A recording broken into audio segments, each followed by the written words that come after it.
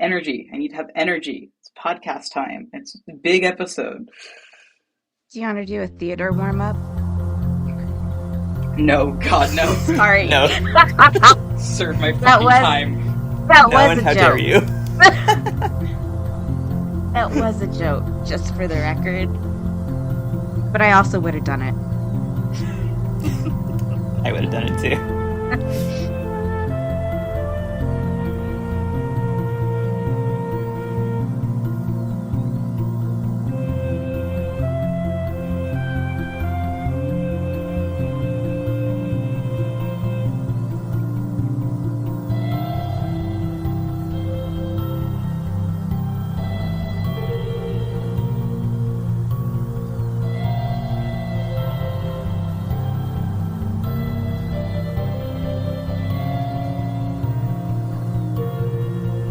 Cool. Well, this is Gallifreyan Nauseum.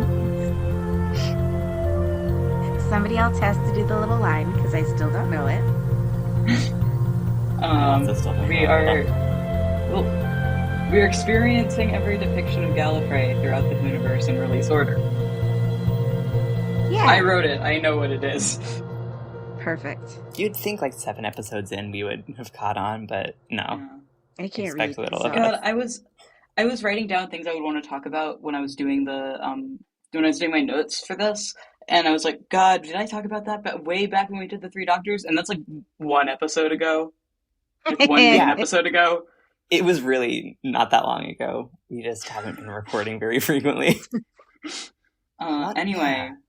I'm a horse wearing a gas mask. Ramon Hadassah.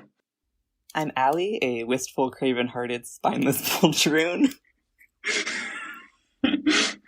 I'm Les, who is shrunken and dead inside of a camera hole. Hole. Oh, excellent. Yeah, so this week we finally got to the Deadly Assassin. We did it. We did it. What are you laughing at? The vibe is just kind of funny. Listen, we're all very tired. We're gonna I get know. there. Yeah, it's sleepy hours. It's sleepy hours, but we're good. We're excited. We love it. We love this cereal, right? Right? Yeah, absolutely and like do. this is one that we really should be more hyped for because we're on Gallifrey. We are finally on Gallifrey. We're on it like for the whole thing, which hasn't happened before. So, To be and fair, we get a lot. I was losing my mind the entire fucking time I was watching it. So like Yeah. very hype. The synopsis on the TARDIS wiki reads, through the millennia, the Time Lords of Gallifrey led a life of peace and ordered calm, protected against all threats from lesser civilizations through their great power. But this was to change. Suddenly and terribly, the Time Lords faced the most dangerous crisis in their long history. Which is just how the episode starts and doesn't really tell us anything. So, Also hilarious in retrospect that is like the biggest, craziest thing that's ever happened to Time Lord. yeah. Yeah. They got a few big storms coming. Which, to be clear, the president was assassinated. Yeah, so Which- the actual synopsis of this is that the Doctor lands on Gallifrey. The Doctor has a vision that the Time Lord president is assassinated, so he goes to Gallifrey to try and prevent it and gets caught up in the entire sort of murder mystery situation. He has a first-person POV. Like, he's the one that shot the president Yeah, in he has his this vision. place. It was. I'm other information about it just to get our stats out of the way. Yes, Oh, please. yeah. Written by Robert Holmes. Good old Robert. Oh, We're gonna be Robert. seeing a lot of him going forward. Robbie. As Mark Platt called him in the Lung Barrow author's notes, the sainted Robert Holmes. Good lord. Sarcastically, he was mad. Yeah. So under Philip, by God, is it under Philip Hinchcliffe as a producer? It was the last, I think, yeah, last serial of 1976. And it So the Fourth Doctor, a extremely rare occurrence in that it is one of the only episodes with no companion whatsoever. Yeah. Like Yes. we've even had like later like Doctor Light episodes that or like companion light episodes where the companion's off doing some other shit, but like there just isn't it. Like the Doctor is traveling alone right now. Yeah, you break up with one ex, go have a messy run-in with another.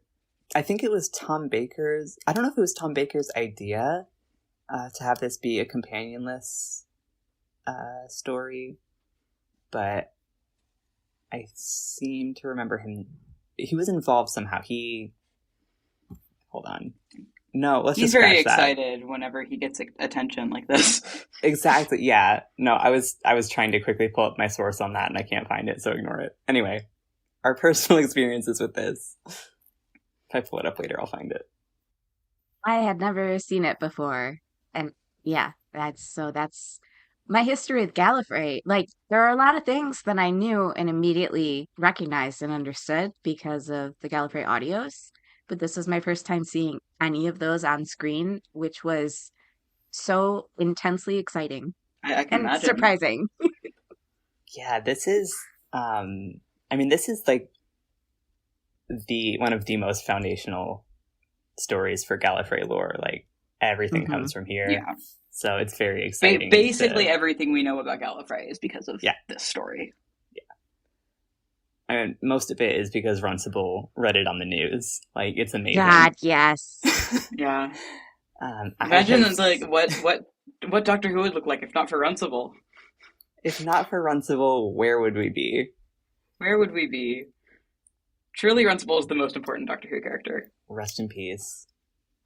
I get Bless an his F heart. for Runcible. Runce in peace. Runs in Runce in peace. peace, Runcible.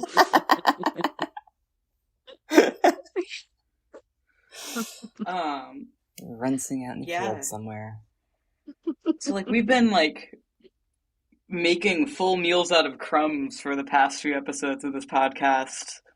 That we've been like Pretty full recording meals. two-hour been- episodes out of like 30-second clips of Time Lords. We've been slurping a dangerous, muddy puddle in the jungle. Through a One little could straw that say. we made. Exactly. Through a little straw that we made. One could Yeah. say. One might say. Yeah. And you did. I mean, And I did. I've seen this serial before many, many times. It's one of my favorites. I still noticed stuff I didn't notice in my first several watches, so that was exciting. But yeah, That was like, I love exciting. Time Lords, and this is Bible Really? adjacent to me. Could you tell? So I hadn't seen this until the Hell Year. I like that this is just a thing I refer to. It's real and so true. I was very tired by that point in the Hell Year. But I did also watch this like last month in Doctor Who Club, so it was fresh already when I watched it earlier today. Nice. Yeah, I hadn't Excellent. seen it in at least like a year or two. I don't know. This is the most notes I've ever had on like a single part, I think. Part one? I- Yeah. I looked up and I was sure it had been like 45 minutes based on the amount of stuff that I was seeing and happening. And I was like 3 minutes and 40 seconds into the episode. Yeah. It genuinely took me more than half an hour, and I, like, because I kept rewinding certain parts, and I had watched maybe 7 minutes in the first, like, half hour, 45. Yep. In my element. My first note is a long time ago in a galaxy far, far away. Yeah, this was... We have an opening crawl. I think we should do this in Doctor Yep. Who more often. I agree. Was this our first completely. opening crawl? Yes. This is great. It's fantastic. And Four is narrating, and I gotta say, he outdid himself this whole episode. He was really hot the whole time. Yeah. I almost never say that about the Fourth Doctor, like, Yeah. but this like, one, he made some points. he He made puts some the points. he puts the ass in Deadly Assassin. I mean, he had on Chekhov's white flowy shirt, Like, if you show the white flowy shirt in the And he first had it act, off sometimes. like it has to get blood on it by the third act or whatever. Like, Yeah. This is true. that's how that works, right? Of course. And he did. Yeah, opening crawl, and like I had to keep reminding myself that this was 2 years before Star Wars. Yeah. Yeah, Well, this you know who to was. thank. They just did this. Yeah, and it's because Star Wars is like in the genre space, like it's doing a lot with this genre, and Hmm. everything associated with it. But like in current year, we see an opening crawl and we think Star Wars. Well, now I'll have Yeah. the correct thought of Deadly Assassin. Yeah. Next time I watch a Star Wars, I'm gonna like Correct. watch the opening crawl and go, "Damn, where's Tom Baker?" So true. Yeah, where's Tom Baker's white flowy shirt? Yeah. And so the opening crawl is interesting. That's that thing I read earlier that's not really a synopsis of the episode of the serial, but I liked it. I liked it. Yeah. So it was in this millennia, like really pretty font. Yeah, it was gorgeous. It reminded me of the openings of like old movies, like old silent movies. The orb. Anyone want to talk about the Time Lords grabbing at his ball? Ball? The orb. Did I miss something? The POV orb that's going through the fisheye panopticon. lens. Yeah. Oh, yeah. Okay. The orb. Yeah. He's in the orb. Yeah, during the Doctor's That's So Raven vision of the... Yeah, so this is how it opens. So after the opening crawl, we get the Doctor having a vision of a Time Lord ceremony in the Panopticon, and the President gets assassinated, and as the camera sort of moves through the crowd, all the Time Lords are grabbing at him. And it's kind of scary. And then It's kind of spooky. It's really pretty spooky. And then he wakes up in the TARDIS. I thought it was funny. It is a little funny. Because they all look so ridiculous. And they're just like gripping at it. And then he wakes up in the TARDIS, freaks out. Gorgeous TARDIS, by the way. Yeah, we got the aux console room. Yes. Secondary console room that is like several times. It's so good. Again, it's Hinchcliffe time, baby. We're gothic. The stained glass roundels are my favorite part. Yes. Yeah. Yeah. We bring back stained glass roundels. It's so amazing. True. Russell, are you listening? Hey, Russell, I know you spent so much money on the current TARDIS. Like, we get what you're going for, but can we... But have you considered that I don't like it? Next, can we do what something if the completely lighting different? In the current TARDIS was more like stained glassy than what it is? What if it wasn't like, what okay, it was? So like what the if Doctor's it was better? got like LED gamer panel walls, whatever. There's Cheeto dust on the console. They've got this spaciousness, like the big open ceiling stuff. Like, yeah. What if we went full Eighth Doctor again? Yeah. Anyway, one more detail with the TARDIS was the like secretary desk element of the like console itself. I was like love they open up like cabinets. It was so cute. Yeah. Is this the first we see of this TARDIS? No, it's been there this whole season. Okay. We just didn't. We weren't in the TARDIS for. It might have been there in the previous season as well. But it's been there this whole season, definitely. Yeah, because I know it sticks around for like a few Leela stories. Yeah, at least one or two. Leela goes in there. Leela, that's the console room that Leela's first introduced to, I think. In the next thing we're watching. Who do I have to thank for that? All roads lead to Philip Hinchcliffe. So true. So true. My God. So the Doctor has his JFK assassination 2 vision of killing the Time Lord president. wakes up in the TARDIS. Is it? And then he's on Gallifrey, or he goes to Gallifrey to try So the to last prevent. episode ended with him being summoned back to Gallifrey. Oh, okay. Which was a plot, right? Yeah. Okay. Well, it was also like I think he was summoned there because of the Oh, like the there's a presidential there's a thing. ceremony happening. Yeah. Why would he be invited? Time Lord. Okay. I think Yeah, he's it's like his status got reinstated when he like when the Three Doctors happened, and so like Word. Okay. yeah, like it's. I think they And then, gather like all the Time Lords that they well, can then get their hands on, he and landed there technically he and is one. none of and there's them like five recognized people his. there. Yeah, Yeah. Well, and none of them recognized his TARDIS or like knew who he was, which was crazy. It was a mass yeah. email.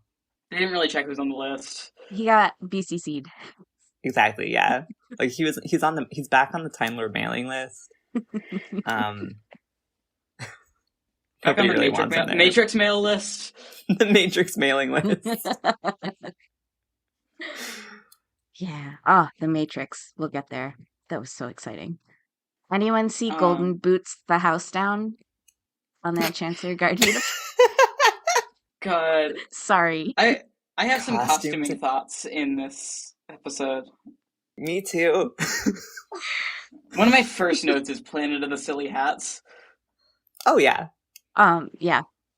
which we've known, but like I found that as the story went on, I found them less silly. Like without the collars, I started finding them less and less silly. I don't know if that's just me being like Horny. building up an if that's just me building up an immunity to it. I will ignore that comment. But yeah, they do look pretty ridiculous. I will say, so like the Chancellery Guard helmets never look less stupid. This Yeah. is a choice they keep making. I actually had a note no, about this is those actually and a like the least question stupid they do look, and that's wild. about the guard But it helmet gets worse. specifically. Like, you see the helmet and there's a ton of space in it, but then you see two flaps of fabric going in front of the ears. And so I'm wondering if there's like a headband in there. Like you put on the helmet and then adjust the headband behind the flaps of fabric in front of your ears so that it doesn't fall off because it looks fucking stupid. I don't feel so Maybe. good. I hate that so much. I was you're trying to probably make it make sense. I mean, you're probably completely right. Like, from a costuming perspective, I don't know if they were custom fitting these to people's heads. Well, we saw the one at Chicago TARDIS and it was fucking massive. That's true. I want to look at the picture of that one again, because that might have been modeled on a different cost. I mean, it might have been, what am I saying? It might have been from a different story, because they do change them up a little. The guard uniforms were more intricate in this one than we've seen them in later stories. It was a special day. Yeah. This is Ceremonial. true. They might have had ceremonial uniforms, exactly. I mean, at least the commander did, because he had on that gold chest plate, and then in Invasion of Time, we see Andred put on a gold chest plate for a similar ceremony that he wasn't wearing before. So, continuity. Excellent continuity. Mm-hmm. You're laughing at me. I see you laughing at me, but I'm right. I'm not laughing because I think you're wrong. Oh my god. I was gonna say, like, the structure of this episode does, like, I mean, it's different. It feels different because we don't have a companion, so we don't have, like, we don't have multiple point of view characters that we already know. We have the Doctor, and then kind of like our one-off companion right now is Spandrel. Yeah. And he's not really a companion, he's just another guy who's here. But we do feel like we are in his point of view for a lot of this. Like, we're not like literal point of view shot, but like we are following what he's up to when we're not following what like the Doctor or the secret villain of this episode is up to. Yeah. The mysterious villain. Super secret crispy villain. Mm-hmm. No, the guard costume at Chicago TARDIS was much less detailed. It looks like maybe from like Arc of Infinity or something. Anyway. God, the Arc of Infinity costumes are something. Y'all are gonna hear about that one from me later. I'll tell you that. I started noting down Time Lord names that we hear because they're, God, I love Time Lord names. oh my God, they're Me so fun. too. Well, the first is, Spandrel and Engen. And I have Mhm. to say that those both sound like power tools. It's literally, or like engine without the E is this guy's name. Mhm. And Yep. Spandrel sounds like a spandrel, like I Or fucking love Spanner it. is what my thought. Yeah, yeah. I love that shit. I also love that they have Apple Watches that are better than Apple Watches. They Because do. I don't think you can video chat on those. Also the guard uniforms are really tight in the pants. A spandrel is an architectural thing. Ooh. I had to double check this And because that, I knew it from well, playing The that Sims 4, but I had to double check. It's that connects to like goth then, because yeah. Yeah, like I'm gonna His send name you is a Goth, which I didn't catch until the last part, and then I lost my fucking mind. Chancellor not evil. Yeah, Chancellor not evil. Chancellor good guy. Darth good guy. Darth good guy. The parallels just reveal themselves every minute, but yeah, a spandrel is a thing that goes, it's like the corner piece of like the decorative outside of an arch. The more you know. Yeah. Could be gothic. Could be gothic. Could be gothic. Yeah, the like Time Lord names and like the different approaches they could take into them are always so fascinating to me.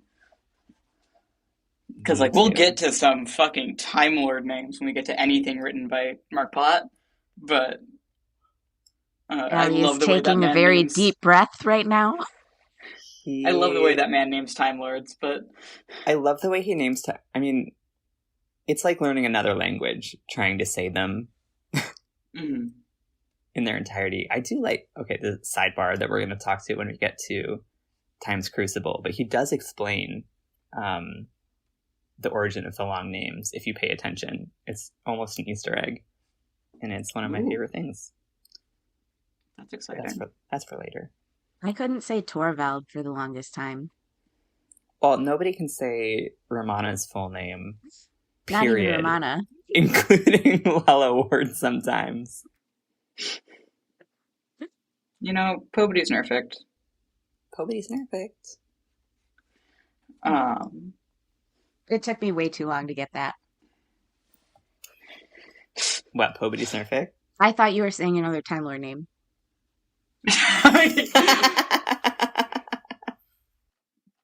This is our collective Time Lord OC. Nobody's perfect. I kind of like that. All one word. Yeah, exactly. There's a Willy Wonka candy glass elevator, by the way. Everything's made of candy again. It It's truly is, so and I fucking great. love it. It's so like Emerald City. Hi, Oz. I'm Yeah, We're obsessed. back in the Wizard of Oz. we really are. We're somehow watching The Wizard of Oz again. We're never Also, later escaping. we're watching the War Games again. It always comes back to the War We Games. do end up watching the War Games again. Yeah, so Yeah. where I are love how we? there was a Doctor Who episode that did everything like really good, and then we just keep trying to do that episode again. It was This keeps, so good. yeah. The doctor leaves a note for the Gallifreyans to be like, the president's about to die. I'm gonna try to save him. Heed my warning. But it's written in Gallifreyan? Yeah, it's written in a script that I know somebody's done something with to try and make it like legible or like make it mean something. And I forgot how pretty the script was. It was It's very pretty. gorgeous. And we actually see him start to write it with his hand at one point, which I think is, basically the only time we get to see someone physically writing in Gallifreyan until like the end of time part 2 or something, at least that I have seen. Wes is laughing at me again. I'm just excited. I laugh at everything. So true. Yeah, there's so We love much that joy about to you. find in this world. It is. I'm finding joy. Listen. I love Gallifreyan script and like playing with language in science fiction, like alien languages and stuff. It's gorgeous. And he signs his name over the Prydonian seal, which I guess gives it some measure of authority. That's how they treat it, which is interesting. Sorry, I'm thinking of like an actual seal. Like the animal? Like the Prydonian seal. Yeah. Is this the first time we hear he's from the Prydonian chapter? This is the first time the Prydonian chapter is mentioned. This is the first we hear of chapters, period. This is the most... I mean, this is the biggest lore dump. Basically anything about Gallifrey and Gallifreyan society, you can probably assume was in... Like, if it's present here, it was probably introduced here. So true. Well, funny you bring that up, because there was this whole thing about the biodata extract caps being color-coded to the chapters. That comes up later explicitly in Gallifrey audio series. So that was very exciting to see on screen when I've heard it several times, not on screen. I will say, as much as I love, like, it's a balance, you know? I love imagining my own stuff while listening to Gallifrey, but I'm also very interested to see how it has been portrayed on screen. But some of the stuff I like what I've imagined better. But you're different. Yeah, the biodata extract tubes are a lot fancier in my imagination, so yeah, I wasn't expecting like fancier a plastic or at tube. least different in other depictions. Cool. Yeah, like a lot of the production design is like we are on a sound stage and we're trying our best. Yeah, they do some pretty cool stuff with the sets in this that I really liked. Yeah, especially the jail cell that they hold the doctor in. Stunning. Yeah, the that's big what was old stunning seals about of Rassilon are reused from an earlier episode that does not take place on Gallifrey. Right.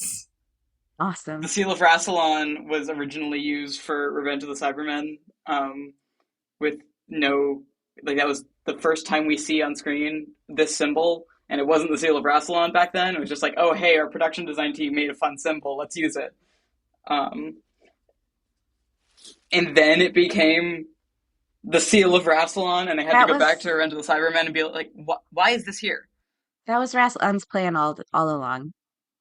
You know. Tracks. You can just make up a bridge. It's fine. Yeah. That's what we're all doing here. They think the doctor is CIA, which is one of the funniest fucking things I've ever heard. Yeah, CIA mention. Yeah, number one, CIA mention. CIA mention.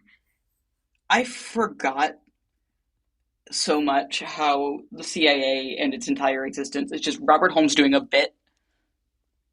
Yeah. Is very much just like, wouldn't it be funny if the Time Lords had their own CIA that was its own thing? And it's like mentioned once and then not again. Yeah, in this episode. Like, as much as people are yes-anding Robert Holmes for the rest of Doctor Who, like, from this point forward, that's got to be my favorite, because it was just a joke. He was just being silly goofy. Well, I love the way it was introduced, too. The guy was like, do you think it's the CIA? And the other one immediately goes, Celestial Intervention Agency. Like, just to clarify. Is another example of like people like who everybody in the room knows what they're talking about, but they have to say it out loud because the audience doesn't. Yeah, exactly. I kind of like that. It's all over this story. But yeah, they think the doctor is CIA because they think he's like cunning and able to give them the slip, even though he's. They think that he's CIA because they say it was the CIA who got him off the charges, got his. So we get explicit confirmation that the CIA was responsible for the 3 doctors. Massive W for me today, folks. Yeah, his sentence was remitted by the CIA, and they're saying, well, the CIA wiped all the records of his TARDIS being deregistered and all that. So they're assuming that he's working for the CIA now because the CIA did this for him, which is slightly true. Yeah, It's like logical. If you take like, what did we just watch? Genesis of the Daleks. Thank you. Genesis of the Daleks, like, which is you like interpret definitely that- CIA shit. Yeah, I mean that's what the CIA does. Well, So, he's like, literally being sent to destabilize an enemy government. yeah, Narvin CIA sent him there. Exactly. What they're getting wrong is that he's not working for the CIA on purpose, like willingly. Right. They just sort of have him on a leash. So Yeah. They do say that Pridonians... He also does not want him to be doing this. Yeah, he's also pissed about it. They do say that Pridonians are notoriously devious, which I thought was really funny. And then the Pridonian... Who responded? Was that Goth who was like... That was Goth. It was Goth, yeah. Chancellor Not Evil. Chancellor Not Evil was like, no, we just see farther ahead than, other people. We're not evil, we're just evil. Yeah, we're not evil. Stop calling me evil. I'm just called Goth for no reason. Trying to grab power. Don't worry about it. Do you want to talk about the eyeshadow throughout this whole thing? Fucking spectacular. The silver face paint everybody's got on. Yes. God, yes. We'll Bring it back. Barusa has no lips. What's up with that? It looks like he's got like concealer over his lips. I can't legally talk about... I can't say anything about Barusa, or I'm gonna say... I'm gonna say something I shouldn't. You can't talk about Barusa without your lawyer present. Yeah, he had the worst of the face paint, I think. I fucking loved it, and I think it really worked for him, truly. It does go really well with the purple. Yeah. Barusa was a teacher in the academy when the Doctor's going there, by the way. Yes. They do a really cute bit on that at the end that I love. I know, I liked that. That's cute. Yeah. And but yeah, Barusa mostly like back. there's a lot of part one. There's just kind of shenaniganery. Like people are just running around and like, oh, the like president's resigning and like things are happening and like. Yeah, so they're getting ready for they're getting ready for the presidential resignation ceremony where the president is going to step down and name his successor. This is when the Doctor shows up. The Doctor comes out of he leaves this note. He escapes the TARDIS while the guards are coming inside to arrest him. He spends some time evading the guards. Gets back in his TARDIS, etc. This is classic Who, like just running around at a location for a while. Exactly, evading Check out capture, the set. that kind of thing. Specifically evading Hilred. Yeah. Do you guys know if this guy's related to Andred? I mean, presumably. The implication is yes. Yeah. I'm sorry. What implication? So in Lungbarrow, Andred, okay, yeah. In Lungbarrow, he's got a cousin named Redred. And and he makes all right, a comment. that's it for the podcast, everybody. Thank you for listening. And he says something to the effect of he's from a family of Chancellery guardsmen. Like he says it's something in the loom.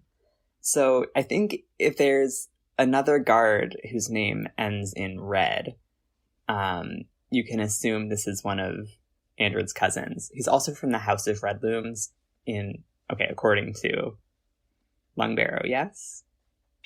Yeah, according to Lungbarrow, he's from the House of Red Looms, so the word red is in all of their names because of that. So, like, the implication is this is Hilred is Andred's cousin or, family member. Obviously not the implication now, but Andred sorry, that's what I was wondering. It's like, wait. Oh, well, we haven't had Andred yet, so. Right. So I guess the implication is more that Andred is Hilred's family. Yeah. Really makes you think. Yeah. Yeah. Um, And he's no better at being a guard than Andred, so, you know. I love it when guys are incompetent. I mean, He Hilred's bad at it. specifically isn't Andred's insane. particularly. Yeah. Okay, but the talking to that Hilred gets every time he talks to his commander is the funniest, most straight-faced, like bitchy sarcasm I've ever seen on TV. Like it's, Cast oh my God, so good. So good. Castellan Spandrel does my favorite thing when the first time he's uh laying into Hilred about losing the doctor. He gives him a pretty bad talking to. Basically calls him an idiot. And as he's giving him this little speech, he clicks open a container of mints. You can hear him. You can hear it click open and closed as he's yelling at Hilred, and then as he turns away, he pops one in his mouth. It's incredible. I I don't know love, why this is the take they kept, but it's great. well, and I love the delivery of it is just so like even tempered and like it's almost like casual for him. And like you think he's serious, but then you listen to his words and you're like, holy fuck, this is so funny. And then it's the fucking worst day of Hilred's life. Yeah, And he's like Yeah. standing there shaking and apologizing, and then Spanrel is just like there's a bit of eating this mints that and leaving. happened. Yeah, this happens to Runcible too in the Panopticon when he tries to approach Barusa for questions, Yeah. and Barusa just takes him the fuck down Yeah. This on Runcible. feels like national a television. very like Gallifreyan and all like just like there's a relationship with like mentorship that is like just brutal. I was gonna say it honestly reminded me the sorry, the mint thing honestly reminded me of some of my music professors. Yeah, that Like is it the really vibe. is just like that. Yep. Runcible though, let's introduce good old Runcy. Wait, Yeah, there's a Runcible reporter on the scene. Runcible the Fatuous is what the Runcible doctor the calls him. Fatuous. Yeah, this is what the doctor knows him as. Presumably the nickname he used to bully Runcible at school. Absolutely. 100%. Yeah, Runcible is live on the scene in the Panopticon. Starts just lore dropping, like, All over the place. all over the place. He's listing out Time Lord chapters and all of their colors. Just, like, if anybody... I always say if anybody's wondering, like, where all of this deep, well-used, well-known lore comes from in Doctor Who, you can basically assume that Runcible read it on the news. Yeah. Like, Yeah. Either that we're or it's something special. that was like mentioned in Lung Barrel once. Exactly, yeah. Or if the fans, if like a certain type of like classic Who or like expanded universe fan cares about it a lot, it probably came from Lung Barrel. Yeah. And if it's not, it came from this. Which it was Or so fun to there's see. an adjacent type of expanded universe fan. It came from Divided Loyalties. Oh, yeah. Yeah, Runcible's in Divided Loyalties. Runcible's he is present. He is present. He is a hall monitor who gets pushed down the stairs. That's him? Yes. God, yes. That's this Runcible.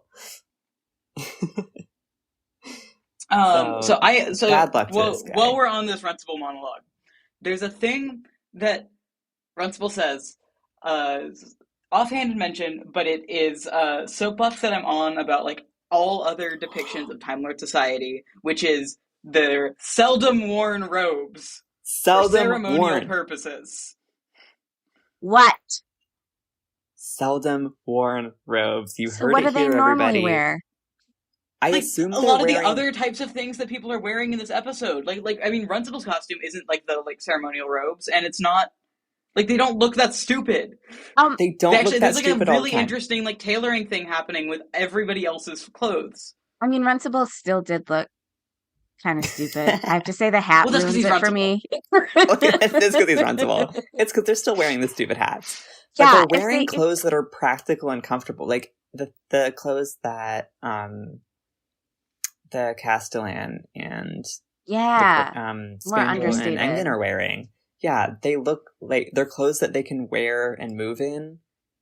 They're not wearing the big collars all the time. I'm also on this soapbox with you. Yeah, because like I mean, especially once you get to New Who, everybody's wearing the ceremonial robes at all times, and like nobody Well, dresses like this. that's because it's the end of the world at all times after this on Gallifrey, and so they have to I be dressed up. guess They got to be dressed for the occasion.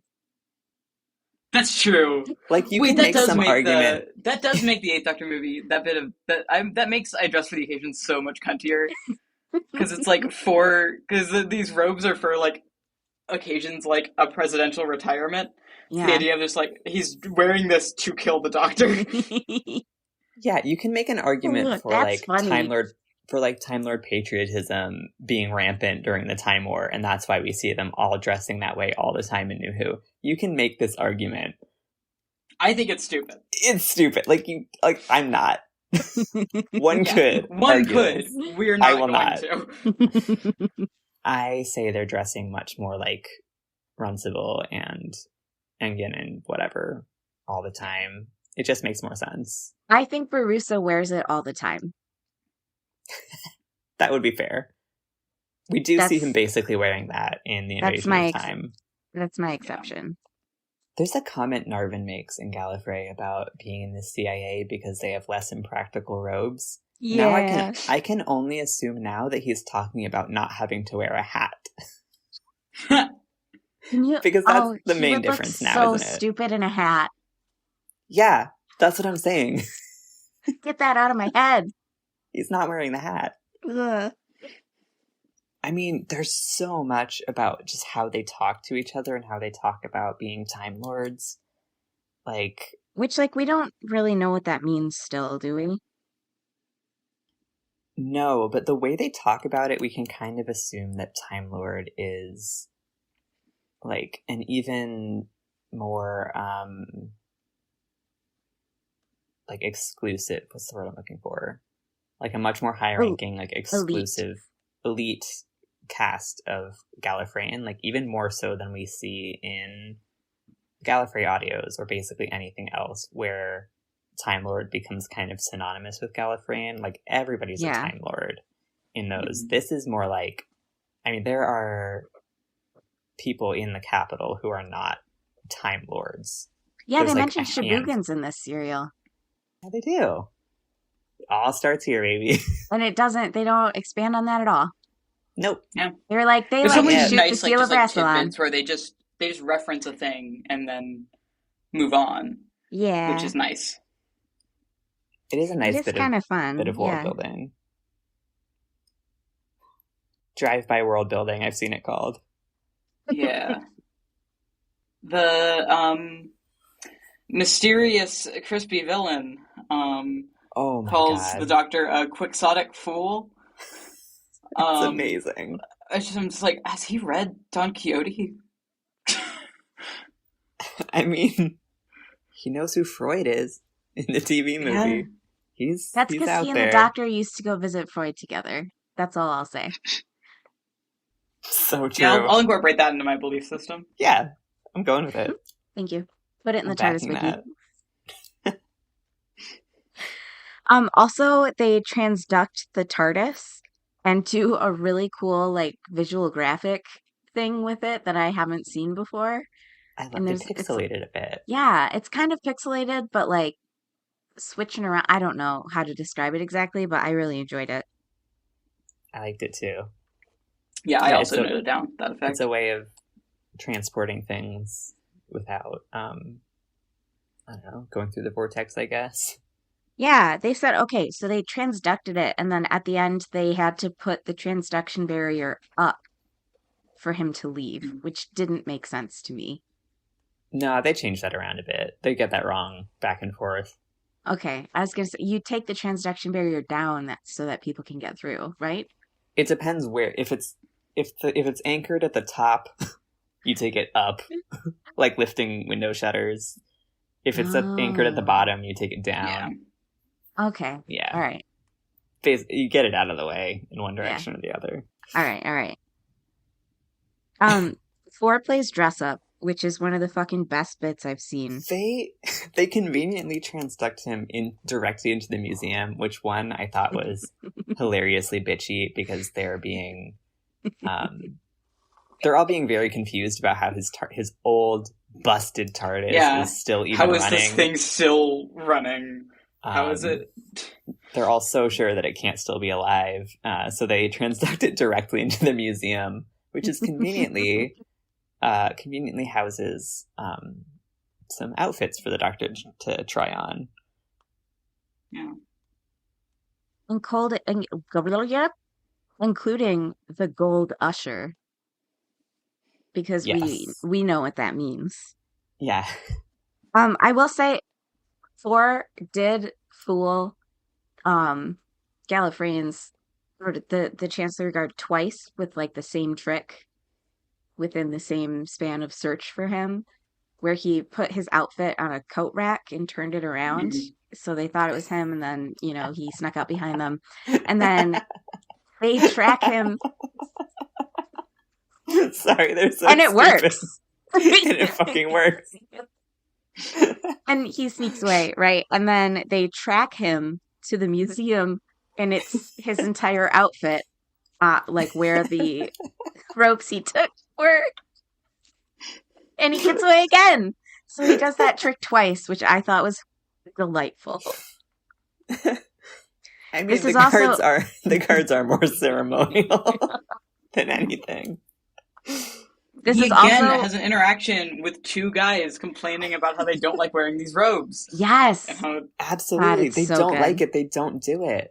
He's also in a white t-shirt in this scenes, and it's awesome. He does a good job in that white t-shirt. Yeah, he puts on. Yeah, it's like old man underwear, like old fashioned, like full body. Like that was my read on what he was wearing. It was like buttoned down. This too is Yuri.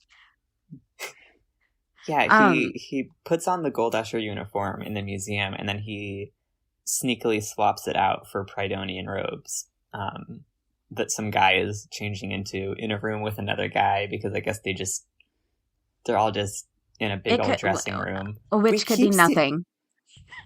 We get this in the Invasion of Time, too. Like a dressing room scene. It's bizarre.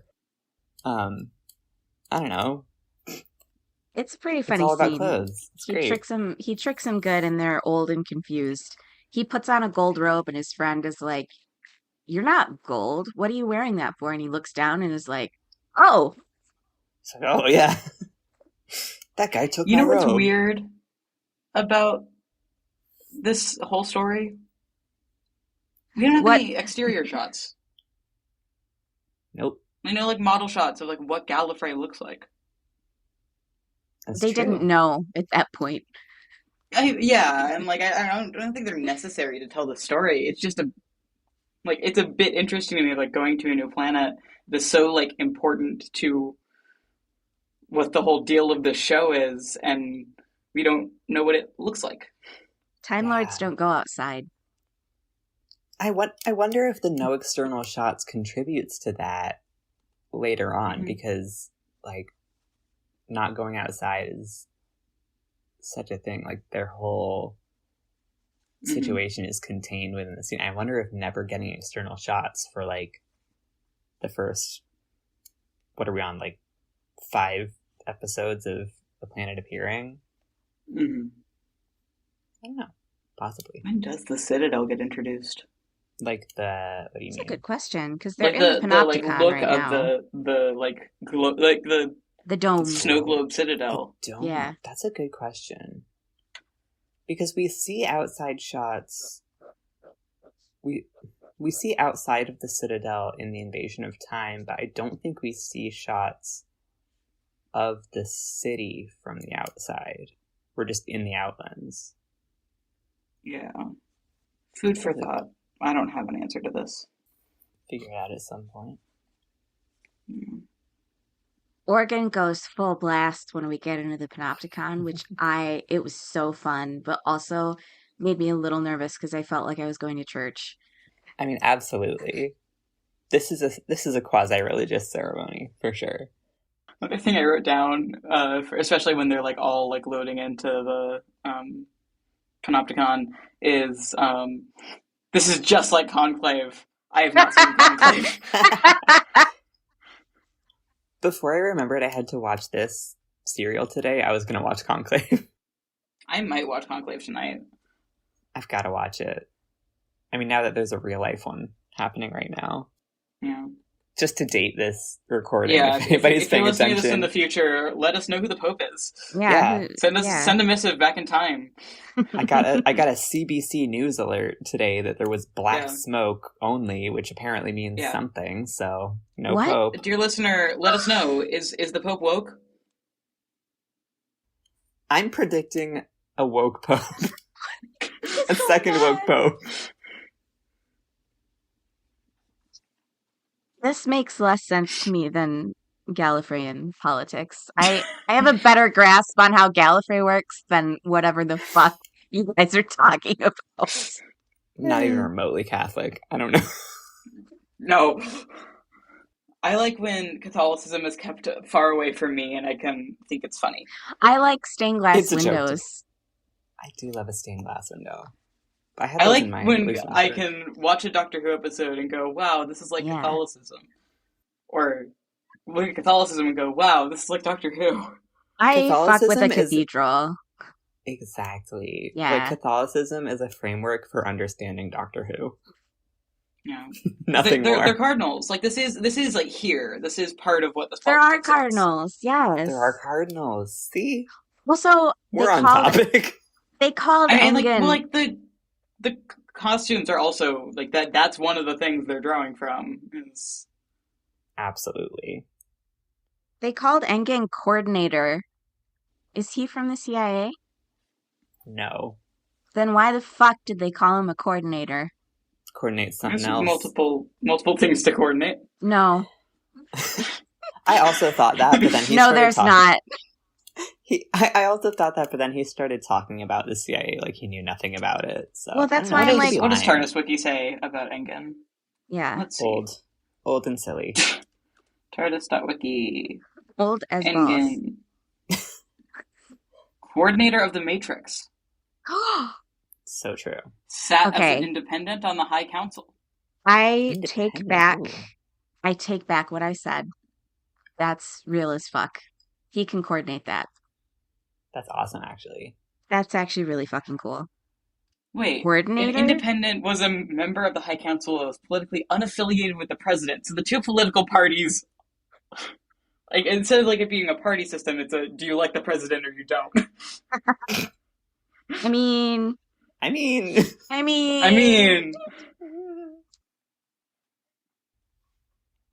that gets us. Dear listeners, has it gotten any better? Send us a message. That gets us to, like, what do we understand the chapters to represent? Like, academic schools, or political parties, or a combination of both. Or geographic regions, like, historically. Like, that was part of...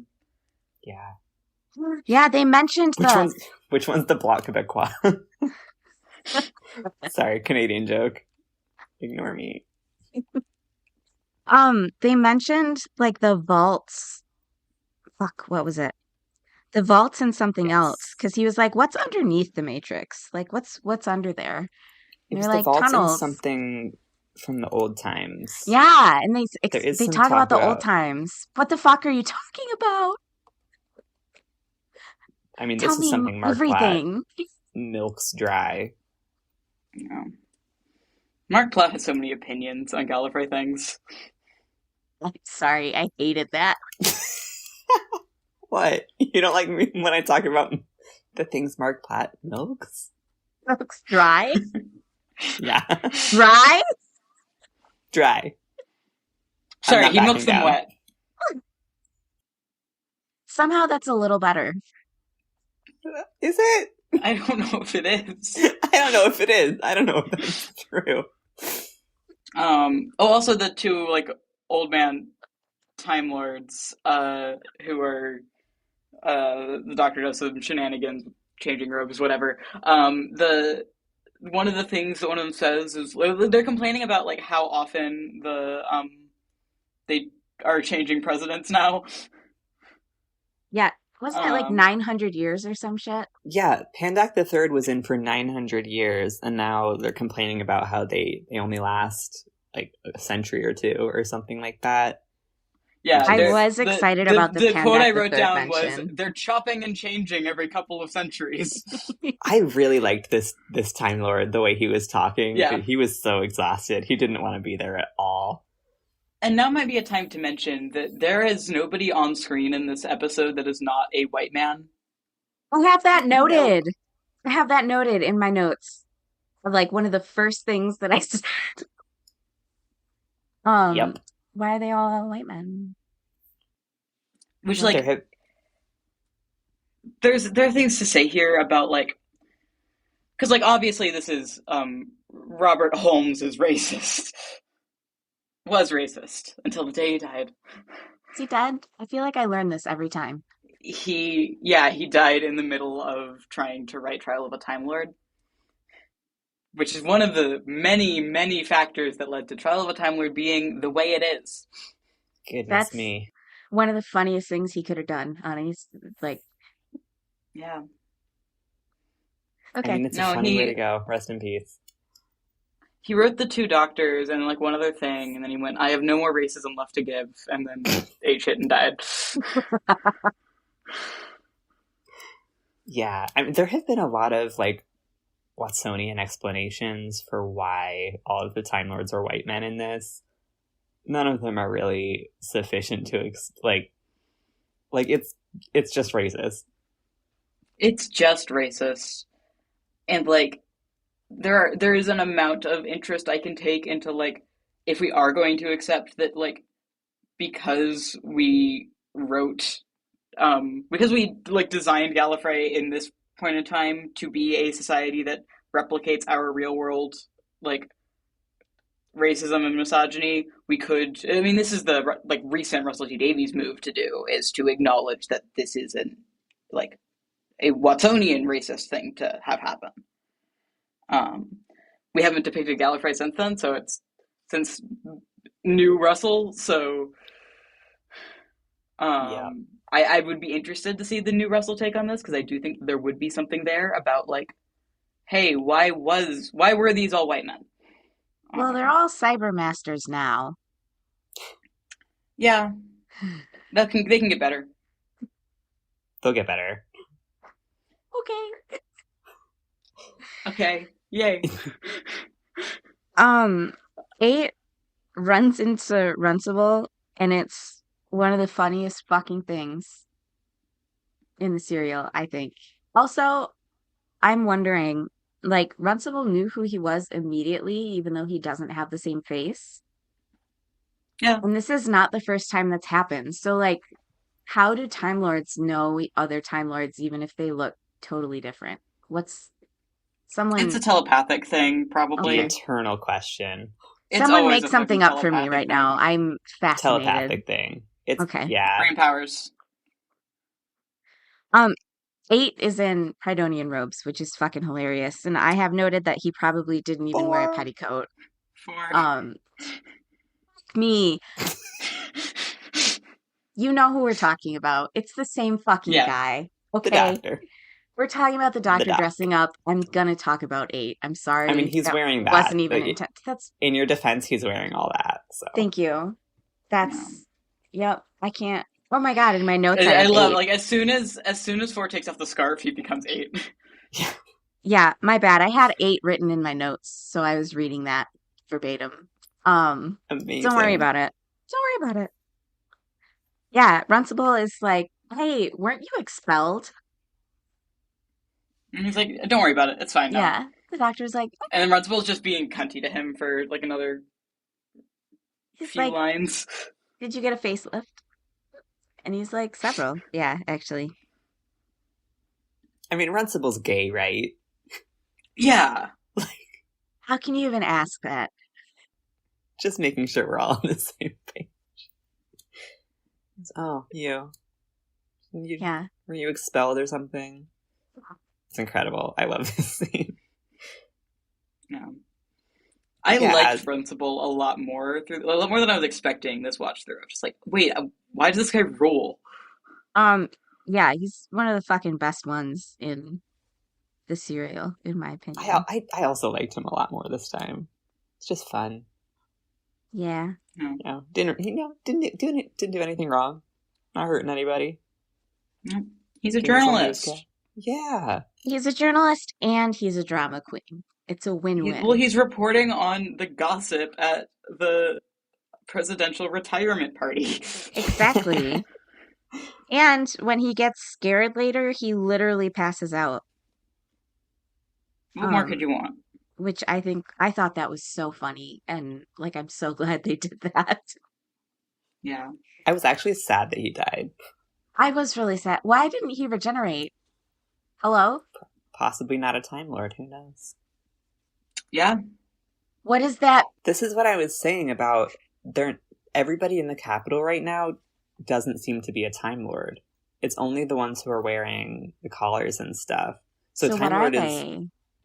Gallifreyans. Well, aren't This is Shippugans like, Gallifreyans too? yes. Okay. So what are they? Do they have a name? They're just there's like Time Lord seems to be a rank Hmm. here, right? Like a really, like I said, like a more like elite rank than it's depicted later on. So, I mean, like I don't know if it was fully fleshed out here. Is the issue like Yeah. what exactly is a Time I mean, this Lord? is a like ongoing issue. Like it didn't get fleshed out here, and because if it's not in this, it's not like well established Gallifrey lore, so it's not like a thing elsewhere to know exactly what's going on with any of this. Yeah, like people are still debating to this day what exactly is a Time Lord. Because like Who's even like just, Stephen Moffat has opinions on this. oh my god. Um, Of course he does. yeah, Bless well, him. in Listen, there's like the Doctor's parents question mark Yeah. are talking about a Yeah. child doctor question mark. He'll never make Time Lord Um, if he's like a little he'll crying piss never make a Time baby. Lord. Yeah. Which like Exactly. there are sources that are saying like Time Lord is a rank that you get upon like graduation from one of the chapter academies. Yeah. When do they give In you regenerations and shit? according That's to when. according to no, that's not true. That was fan fiction. Just kidding. In They'll get you. Yes. ignore that. In in a blind eye. In a blind eye, the Gallifrey audio though, when Romana is describing what happened to Torvald, and she says the guard that shot him was like the guard was a Time Lord too, so he regenerated. Oh. Like she says it specifically like that. Like the guard happens to also be a Time Lord. Like it's not guaranteed. Like it's never really Yeah. firm canon either way. And then there's other like iterations of canon where like regeneration is like usually synonymous with like being a Time Lord. Um, like that is one of the things that the rank confers. Mm-hmm. Mhm. And this is kind of the Longbarrow stance is that it's a matter of like, are you highborn? Are you of this upper class? Yeah. That the great houses have regeneration Do and you wear fuck stupid everybody else. robes? And you wear stupid robes. It's like Seldomly. the do you wear wigs interview, but it's for stupid robes. Do you wear robes? Have you worn robes? Will you wear robes? The wall opens up in a way you don't expect to become stairs that the president then descends down to. But right before that, four, um, like realized something and then ran away, and the the view of his back as he's running in this collar and robes, one of the funniest visuals from the serial, I have to say. You get a couple of shots of people trying to move and move quickly while wearing these collars, and it goes very poorly. Well, the president gets shot and nobody fucking moves faster than like They 3 steps waddle. a minute. They waddle. They're forced to waddle because they can't move their shoulders and neck at all. They're just, So they like slowly great. make their way towards his body and they're like, is he okay? Obviously not. He got stasered I badly. think it And then also. I think it's also maybe meant to show a little bit just how sort of, not sedentary. What's the word I'm looking for? Like dull and like old and slow the Time Lords are meant to be, where they just sort of like they're just like, oh, what's all this? Like, maybe possibly. that's why they're all white men. Old white Yeah, men. well, they're also all old. Yeah, they are They're all very old. old. We Which get is like multiple scenes of that's like kind two of silly a old men like even a talking. joyless explanation. Like this is the planet of the William Hartnells, Yeah. Aw. Only this the planet Williams could have. Hartnell.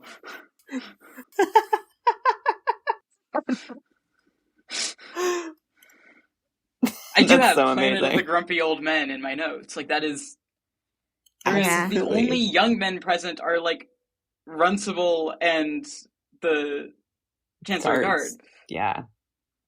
Which could mean nothing. Everyone else is like Nothing. fucking ancient. Ancient and tired. Um, oh yeah, Thor takes off his collar and then he's in just the robe and his t-shirt. I've made Yeah. notes of his outfits throughout this entire serial because they are very important It's amazing. to the plot. He's like Yeah. slowly What stripping over the course of this. He's a slut. He's in a room with like totally covered other Time Lords in his big white flowy shirt that's open like down to his belly button. Okay? Yeah, It's fucking awesome. it's beautiful. It's amazing. Yeah, so we see him running to stop. He runs up to one of the galleries to try and stop the assassination. He finds a Staser rifle up there, looks through the sights. The sights are locked on the president's head, and we see him. Well, we think we see him fire the shot that kills the president. We think we see this again, which is what he saw in his vision. A shot is fired that kills the president. Exactly. And A he shot is holding a gun. and looking through its sights, and it's locked on the president's head. Before we see the twist at the start of, it's not even at the start of part 2, is it? It's like well into part 2 where he explains what happened. Yeah. Yeah. We have, as the audience, have no reason to believe that he did not run up there in a hurry To kill shoot that the guy, president dead. Yeah. Truly. Yeah. It's kind of strange. Yeah. Well, this seems to keep happening with 4 specifically, but he ends up in a lot of plots where it's like unclear whether he's like secretly evil now or not. Mm-hmm. Yeah. Which like fun for a minute, but Yeah, what's it's going fun. on? I mean, if there's one thing Tom Baker is good at, it's being a bit scary. Yeah. Absolutely. Yeah. I would have no idea which scene it was, but I noticed a moment in this where I could have sworn that his eyes were like moving around his face independently of his other features. He does Hello? something. It's scary. He scares me. His face scares me. Yeah, this is Anyway. a safe space for being scared of Tom Baker. Actually, at one point, he does use his height to intimidate another Time Lord, which I thought was fucking hilarious. It's great. He's so tall. Like, he stands up and looks down, and the guy literally cowers back. Awesome. Literally stanced. Yeah. He has his hands on his hips for like half of the runtime of this. Yeah. Yeah. Sometimes his hips are visible. Yeah. Like under his clothes. Yeah. It's very exciting times. I was wondering why there's no fucking security in all of this. There is. They're just useless. Incompetent. They're Right. standing there. We Right. saw them. So, like, We why see aren't it. they doing their job? They're clearly bad at it. Remember how bad Hillard got yelled at? You remember the guys who got tricked by the same outfit trick twice just then? When part 2 starts and we see everybody gathering around the president, on my life, there's a guard standing there holding a giant fuck off lance or something. And I don't know why he has this. It's taller than him. Well, he has it so that somebody can kill Runcible later. Exactly. Chekhov's lance. Got it. Yeah, they're just bad at it. Okay. All right. Well, shouldn't... They also talk about how basically nothing bad has ever happened on Gallifrey before. Like, it's part of Nothing bad has ever happened on Gallifrey. It's the opening won't. crawl, isn't it? It's like, Yeah. after millennia of peace and quiet. Like... After millennia of old coots giving advice. Genuinely. They wouldn't know Except what not to even do. doing that. Yeah, they don't even do that. They just observe. They don't even think the Eye of Harmony is real. They don't even think it's That's like so current. weird. That made me It's lose my bizarre. fucking mind. What are they teaching in that academy, if not the Eye of Harmony? What fucking classes are they taking? Okay, I have a theory about that specifically, but only about Spandrel. And it's that I don't think he went to the academy. I don't think he's a Time Lord. I don't think he went to one of those academies, because they have to explain stuff like this to him all the time. It's for and us. Like, Engen is getting on his ass about, like, do you even understand exotonic circuitry? And he's like, no. Why would I know what that is? The doctor's like, this shit is so easy. And Spandrel's like, I hate my fucking life. Spandrel's like, I am literally just a cop. Like, you gotta work with me here. We are missing something about the beginning of part 2, which is we start with the doctor on the torture rack. Do we? Yeah, we do. Yeah. But, I mean, Horad's got to have something that's a win for him, such as getting to point the torture beam at the doctor. I mean, it's also a win for us. I liked it. I have the period simulator 10's unit torture device. Yeah, it is just another pain machine. I was surprised to see the Chancellery Guard using a torture device on a prisoner. That's more CIA. Yeah, like later on, that doesn't really become a Chancellery Guard thing. They leave that to the CIA, but I liked it. I really liked the jail cell. The set and stuff they put up. The kind of premise of a lot of this plot is a Time Lord succession law and, like, governance, and it is a bit nonsense. And I'm not just talking about the, like, if you're running for president, you can't be arrested. God, yes. Really funny. Article 17, beloved. Yeah. Who fucking wrote that? But there only is an election if the president doesn't name a successor. Which is crazy. That's not a president. That's a dictator. Actually, when Romana does it, it's totally ethical. It's when Romana does it, liberal dictatorship. When Romana does it, it's dictatorship, but, like, she's allowed. Yeah. But she calls it that, you know? What? Did she call it that? Yes. Well, that's fine then. 100%. She has a whole different... Calling a spade. Like, she has a whole different title for it and everything. Batshit to me about this is that we're calling this a president, and the election is like a nightmare scenario. Like, we shouldn't be having elections. You're gonna love Gallifrey. You are going to eat this shit up. Oh my god, yes! I can't wait to hear insane, what you have to think of, what you have to say about it. I'm so excited. Yeah. Like, God, yes. This is definitely the kind of, like, sci-fi politics kick I've been on. I keep saying I'm on a Star Wars kick right now, and it's very much tied to, like, Andor's airing and I think Emperor Palpatine. I've been watching a lot of the prequels, so Chancellor Palpatine is an inherently funny character in every way. And this Darth kind of good politics guy. that I'm really into right now of just like, right, okay, this has an internal logic, but trying to follow it is really funny. Yeah.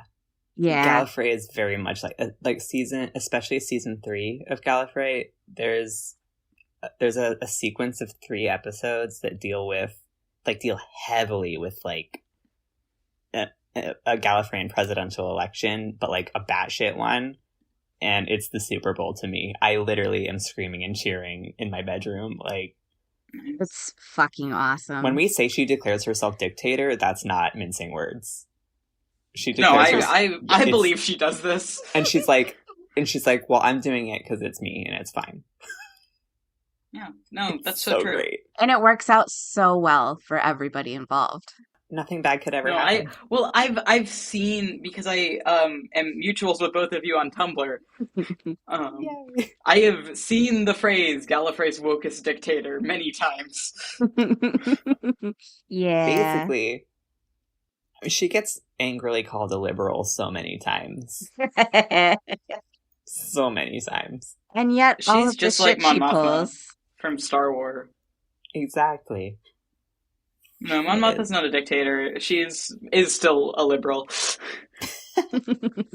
But you're right. So in The Deadly Assassin, like, this is nonsense. Like, like the president Literally, like, nothing in the rules says a dog can't play basketball, but as politics.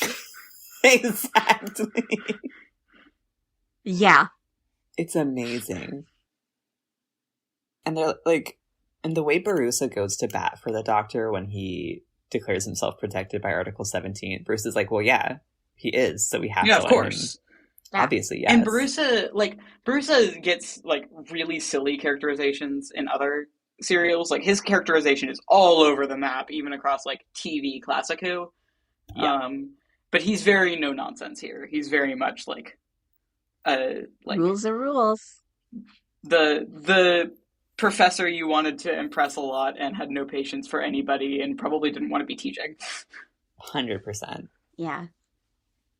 And I think is he the one that says the Time Lords must not be seen to be leaderless and in disarray? Yeah. I like that right? line. It's either him or Goth. Yeah. Him or Goth. It's one of them. Someone says it. I should really start writing down who says these. It's Goth. Goth says that. Yeah, Also, it's all very much about appearance. He's pushing for them to immediately like try and execute the Doctor. I wonder why. Right. Somehow, I wonder why Chancellor not evil. Yeah, they're deciding what to do with the Doctor, and the Doctor's like, "I have things to say about this." Nobody knows. He's doodling. Yeah. Fuck, that was such a good bit. He's doing caricatures. It's awesome. Drawing really good caricatures during his trial. God. Also, nobody on Gallifrey knows the expression framed. They call it an old Earth expression, which I thought was so funny because it seems really obvious what it means. And the Time Lords are like, framed? What do you mean? I do like that. Because nothing bad has ever happened on Gallifrey. Yeah, nothing bad has happened in millennia on Gallifrey. Yeah. Oh, is this is also where they talk about that rule where the new president sets free all of the political prisoners? Did they mention that? Yeah, that's wild. Yeah. Okay. Yeah, this is very much like, this is working backwards for plot. Like, this is inventing rules to make the plot make sense. I know that the politics in this, like any law that they mention, is just like, what law can we pull out of our ass to make the plot work? Article 17. So good because everybody yes-ands Robert Holmes until the end of time after this. Like, this is what we're going with now. Peace and love. Like, this becomes a problem later. The Doctor says something funny about vaporization without representation. They really liked. I hate it when Robert Holmes is like good at writing. Like, I hate when it's funny. Because he is one of the funniest Doctor Who writers from this era. Just like, Absolutely. just really good bits. Devastating, the worst person you know. Writes Just really made a good great bits. joke. Yeah. There's also the exchange that I really like, which is the Doctor is accused of abusing a legal technicality, and he says, "No, I'm claiming a legal right." Yeah. Which Yeah. feels perpetually relevant in real life forever. Yep. Big ol' frown. The difference between a legal technicality and a legal right is who is in power. Exactly. But everything's fine now, right? Everything's fine now. Yeah. In the future, I mean. By the In the time future, this comes now out. Now in 2025, yeah. By the time this comes out. Yeah. Oh, yeah. Oh, yeah. This podcast episode? Yeah. Hang on. Let me check the schedule again. Was it like August? Oh, yeah. Okay, we're good. We're going to be fine. July 21st. July 21st? Yeah, we're going to be fine. Everything's fine. We'll be really close to being fine. Tell us if we were right on Blue Sky at Gallifreyan ad nauseam. I hope this ages well. Yeah. And doesn't. Oh, I was thinking and doesn't age into a list. We should be starting around now of getting people. If you have something to say to us, you can contact us on Blue Sky, which we will. It's at Gallifreyan ad nauseam, and we'll plug that at the end of the episode again as well. But we do have an email, which is gallifreypod@gmail.com. Yeah, absolutely. Questions, comments, concerns. Yeah, be nice to us. We might be answering questions on. If we get any questions, we might answer them in episodes, but it'll be like months and months after we get them because we record so far in advance. Absolutely. But also, I am planning after we finish Classic Who to have like a Q&A episode on the Patreon. So that'd be awesome. Yeah, watch the space for that. Yeah. Anything we discuss that you think is interesting, like further discussion topics, like we are all for it. So. If you have some sort of like, if you know of like glup shitto ass like expanded universe texts that we have not mentioned or have not seemed to be aware of, you can let us know if there's a thing in there that answers some of our questions. It almost definitely exists. We're also on Instagram. You can contact us there. Yeah. This will be true by July. I swear it. I mean, it's there. It's there. It is there, and it is functional. We just haven't posted anything yet.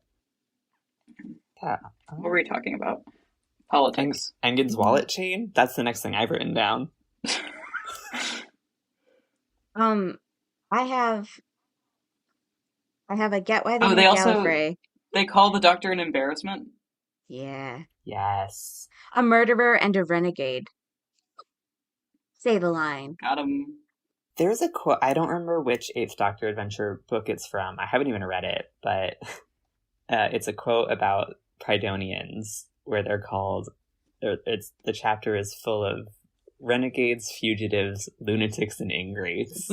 And that stuck in my head my entire life. Chat. Our listeners. Yeah. Bag yourself. Gay brunch. The next thing that I have noted is honestly one of the funniest. There were so many funny, like, brief captures. And this is one of the best ones. In that they go back to the scene of the crime and there's a fucking chalk outline of the president and it includes the collar. The robes. It's so good. This has been one of my favorite screenshots in Classic Who since I was like 16. This is. Are you seeing this shit, Lord President? I love it. Yeah. It's amazing because it's accurate. That's how he fell. I'm just thinking about the people that got to put that chalk outline down. Like, I would be laughing so hard I would throw up if I had to do that at my job. Like, for one, to somebody have that idea and then carry it out and release it. Thank you, whoever did that. It looks so good. Yeah.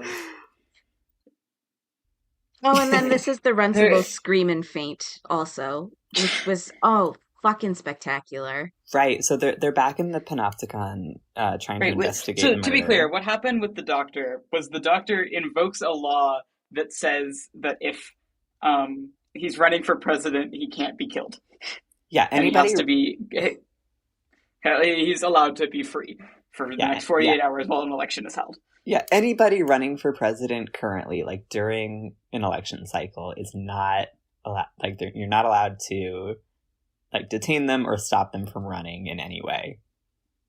Nothing bad could ever happen there. So he invokes that, and they stop the trial immediately. And the doctor starts working Unlike with America, Spandrel. where being a convicted criminal does have like consequences for your ability to hold elective office.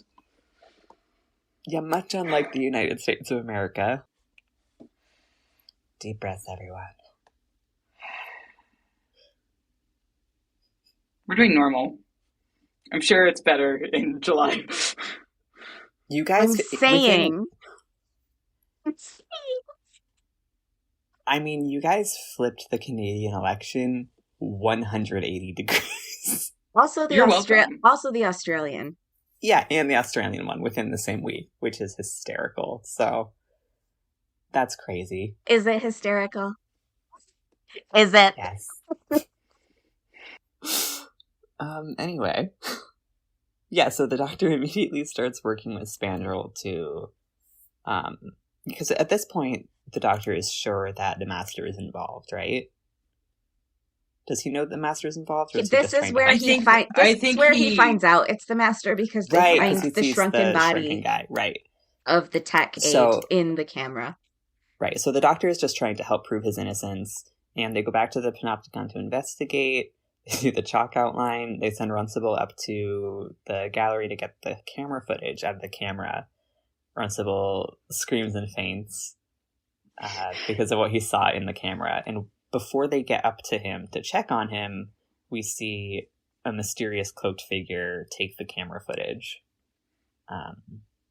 which they don't seem to really miss after that, because they find within the when they find Runcible on the ground, and he's fine, he just got scared, but in the camera they find the tissue compression eliminated camera operator. he's just real small. Poor little guy. It's just a little small, crunched up in there. And yeah, so at this point the doctor knows that the master's involved. The doctor shows Spandrel how the gun has been tampered with. Yeah, we see a Staser rifle up close, which is fun. It's got the little the little like air canister bits on the side, the little tubes. Those are on the handheld Stasers that the guards have. At least, like, I don't know if we see any of those up close in this, but in the Invasion of Time we see them up close. And they've got those same little air canister things. I thought it was a fun prop. It is a fun prop. It's also fucking hilarious to have a Staser rifle because I remember they mentioned that in a Gallifrey episode once, and I lost my mind laughing because I thought it was so funny. So it was That really they had exciting to get to see one. that they had a rifle version. Yes, that's fucking hilarious. Are you And it's kidding? not even good. It's not even No. good long range. They No. demonstrate how bad it is long range. Like literally impossible to do anything useful with it. That is like the doctor's point here. It's great. Totally useless weapon. They say some interesting stuff about Stasers too, how they mostly damage body tissue and not anything else around them. And that looking at the president, you couldn't tell whether he'd been hit in the head or the foot. That's so weird. I It's also weird, love right? the visual effect of when something does get hit by it, where it's just like that glowing white light, Yeah. which, like regeneration is glowing orange light. So that's like a fun. I like Cool. it's glowy. I like it. They're made of light. Yeah. Yeah. Fuck, I forgot about that. Yeah. Mm-hmm. Yeah, remember Lux? Yeah. Holy shit. Can I just say about Runcible's death Please. that it's got a dramatic flair that I think he deserves, but also it's like they play this really big organ chord because it's really dramatic, and then like immediately and very abruptly you're just in a different time in a different place, and then they don't talk about it Yep. like ever again. Yeah. He just died. This, Which like yeah. that transition was so abrupt that I laughed because it was like Part big two organ and feels then very. Part two feels very short for time, which is really funny considering how much of part three is just kind of fucking around. oh my God, yeah. Oh, yeah.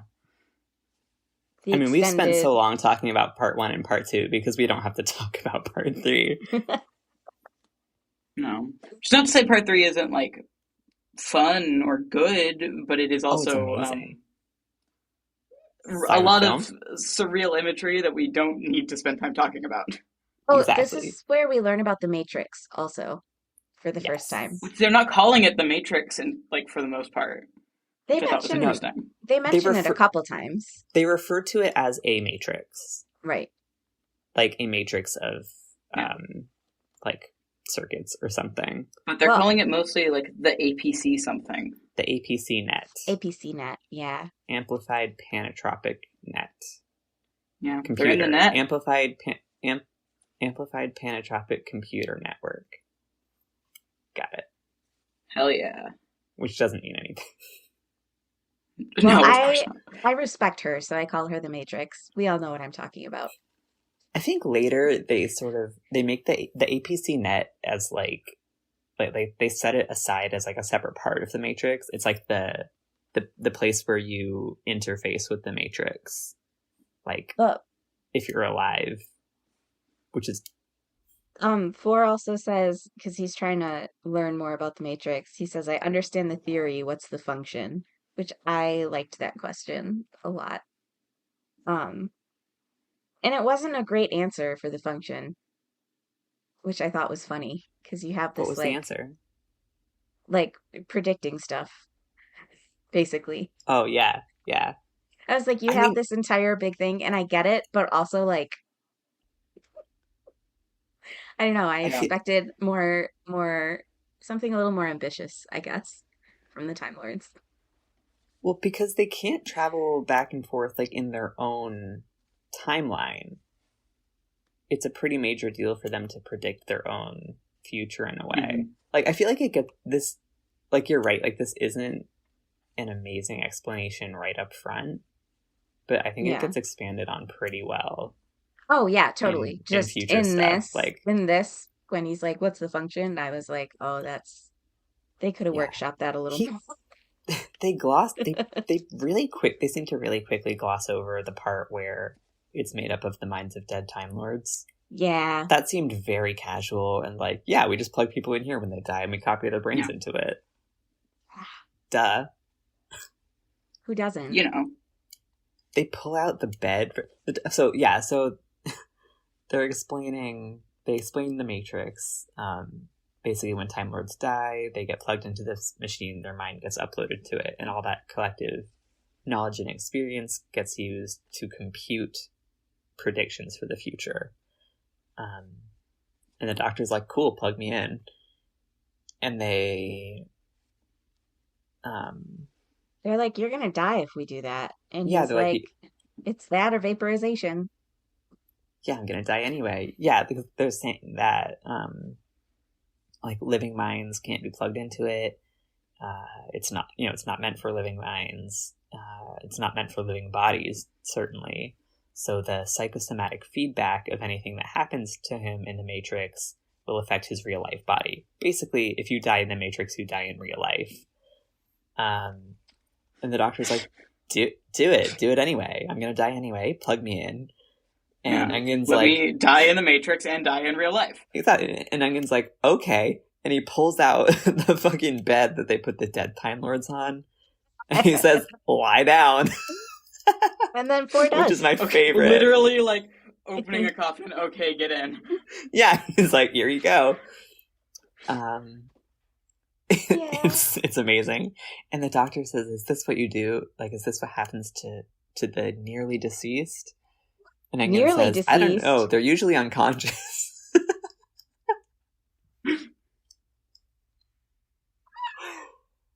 I have a theory that maybe it's this being plugged into the Matrix that kills you. Like, when you're a Time Lord and you're that close to death, that they're like, all right, we gotta get that mind uploaded. And because he says that they're still alive when this happens. But it's at the moment of death they're uploaded. And if it's so dangerous to be alive and plugged into this thing, like, are they just, like, is that what kills you? Yes. It's gotta be, right? Yes. Yeah. Well, and Yeah. then that makes me think of the morgue Euthanasia. later. Are all of the people laid out in the morgue actually dead, or are they just like really close to death because they got to be Yeah. plugged in? Like, is Like, the are they president waiting? actually dead? See, that's freaky. Well, there's I also like the that. Heaven Sent thing about like how long it takes a Time Lord to die. Yeah. Like, they like dying among their own kind because only Time Lords know when they're actually dead. It's fun. Also, there's a kind of a running bit that's been going on where Crispy Master, being pissed Yeah, off, he's here. compliments the doctor's intelligence, and then the doctor does the same fucking thing. They're like, oh, he's so cunning and smart for this. And they're both doing it about each other in their own circles. And I thought that that was really funny. Yeah. Yeah. Yeah. We're not seeing a lot of Crispy Master. We basically just cut to him occasionally and see him scheming. And peeling. And peeling. And yeah, we get some real close-ups of that mask. I do need some eye drops. So I'm going to say, there are a lot of things that Doctor Who has done that are like insensitive towards actors who have passed away. The first appearance of the Master after Roger Delgado dies in a fiery car crash, being a burnt out husk.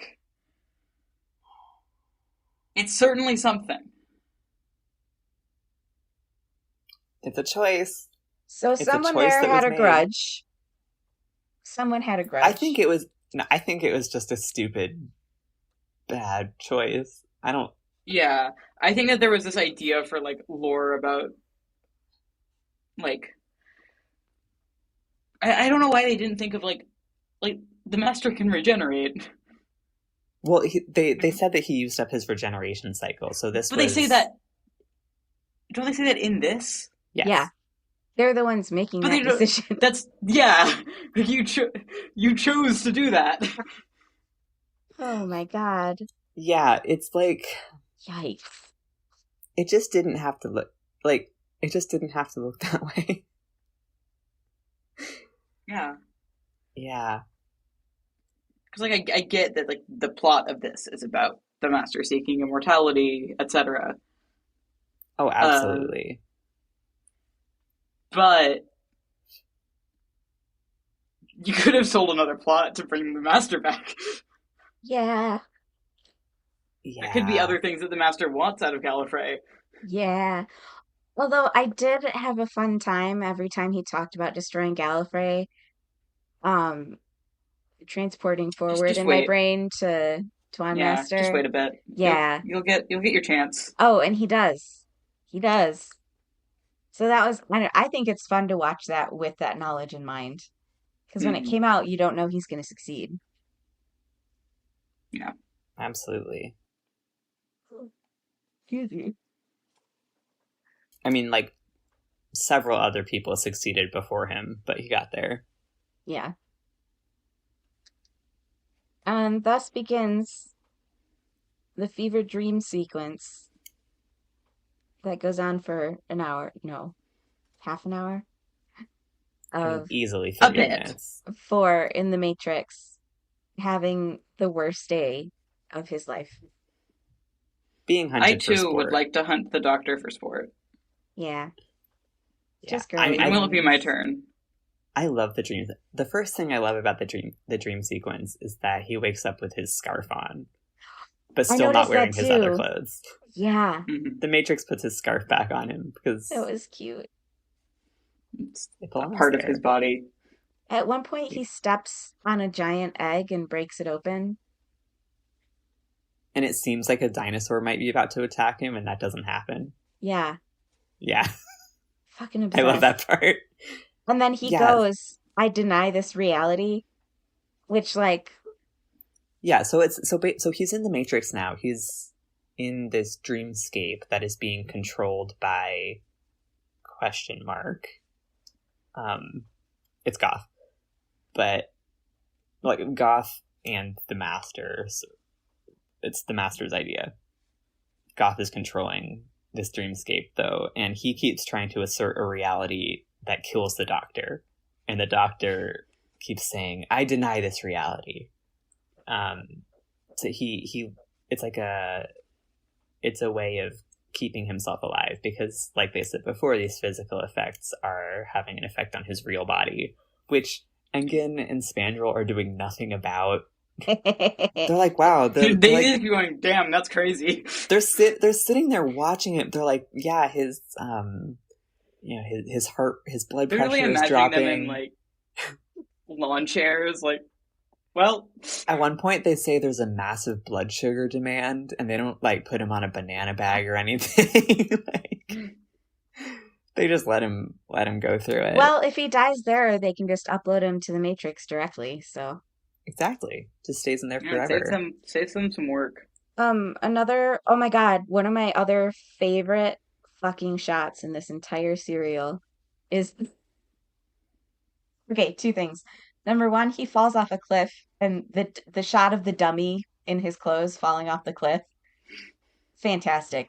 Outstanding stuff. The far away, like the in the sky shot of the bottom of the quarry with his mangled body just laying there, and then it zooms in on him. All-time favorite. Really, really good That was work there. amazing. I do really like that one. Another highlight of the sequence was that he brushes aside some dirt, and underneath it is like this shiny metal surface in which the reflection of a laughing clown looks at him, and then he Yeah. covers it back up with sand and it goes away. Yeah. We There we were spend a while doing just like just genuine bits. like nightmare, like child nightmare imagery, like Hmm. scary Yeah. clown, doctor Scary, with a big scary syringe. scary Um, masks with like the goggles Oh and one yeah, that shit. something I was noticing. Like there's the only person's face because it is all goth. The only person's face you see is goth, and every other person who appears in this is masked.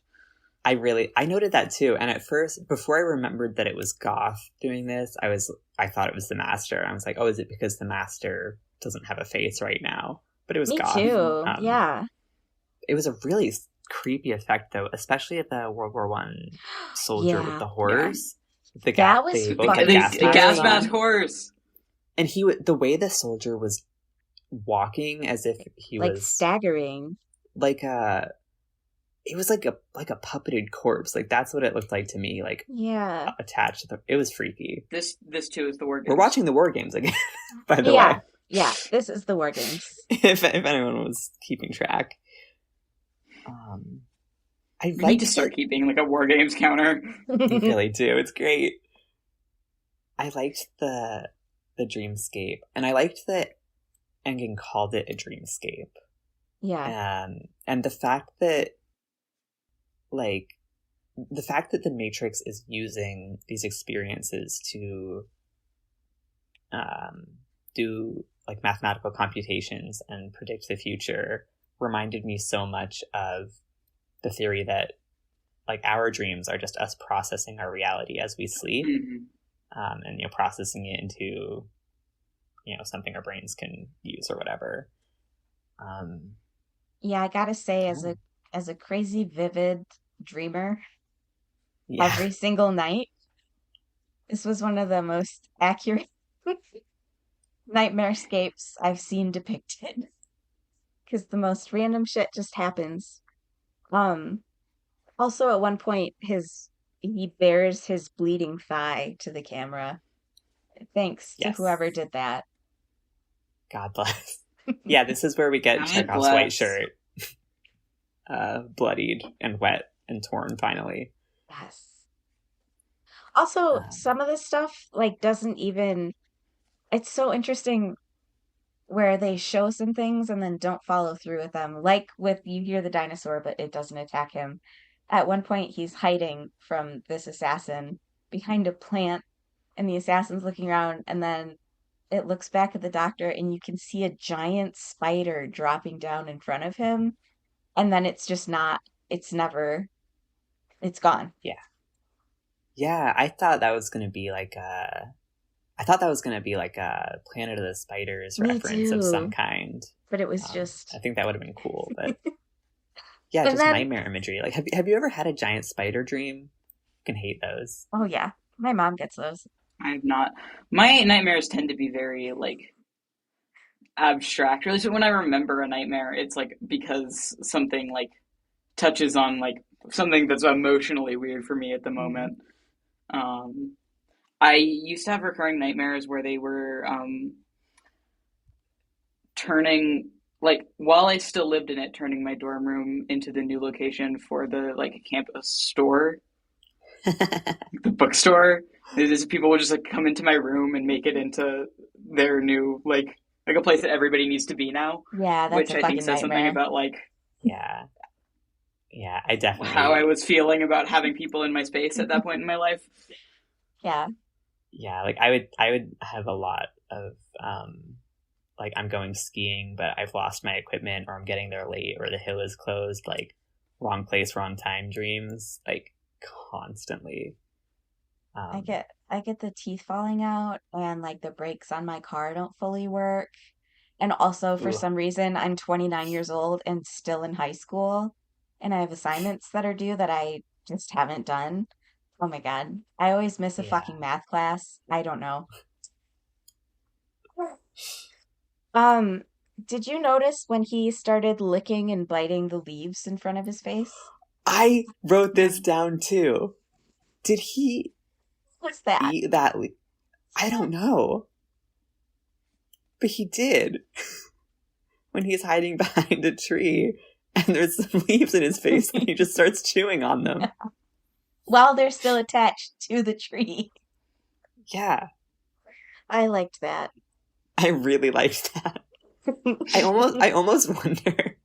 I almost wonder if that's only visible because of like the high definition, not high definition, but the Yeah. better definition that we're watching it in Mm-hmm. right now. Because I had to go back and look. Because otherwise, it just looks like they're sort of moving. But he did take a big old chomp. God forbid he get hungry.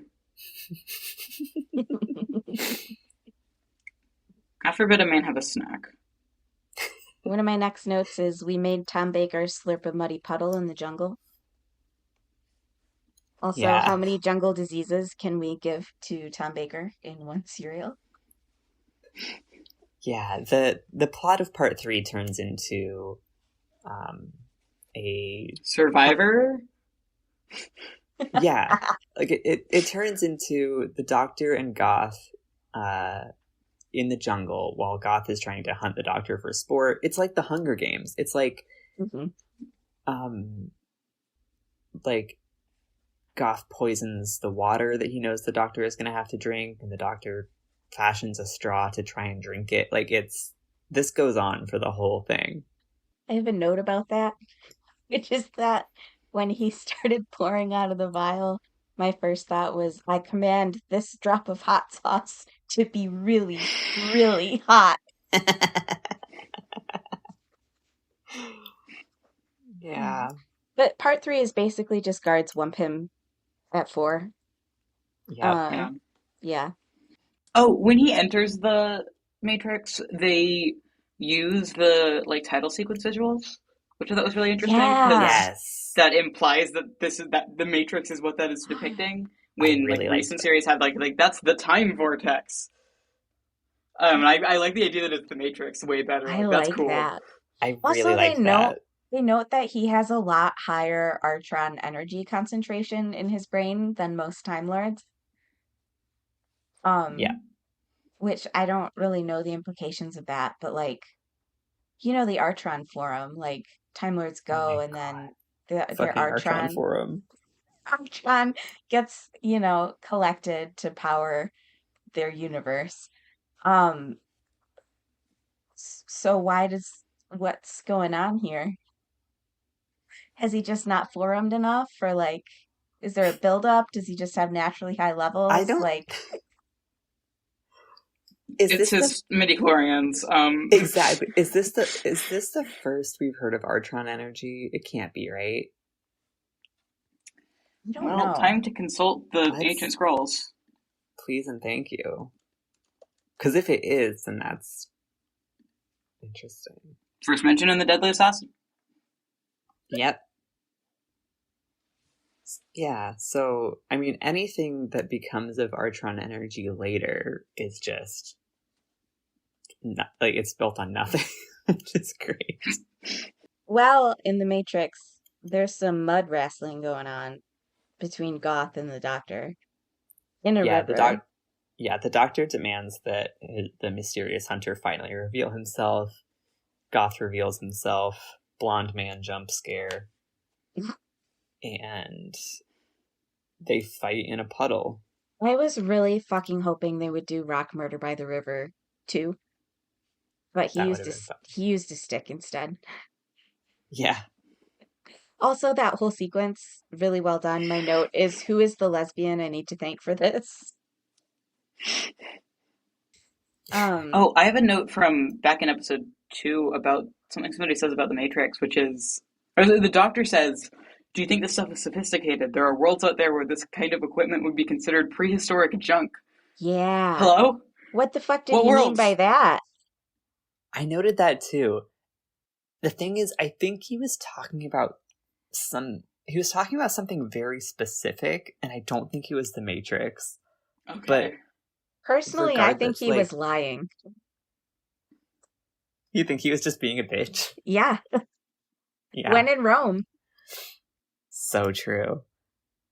I mean, it would be fascinating, right? Like any amount of Time Lord technology being considered prehistoric by another planet, like which one? Please tell me. Yeah. And he won't. Wild.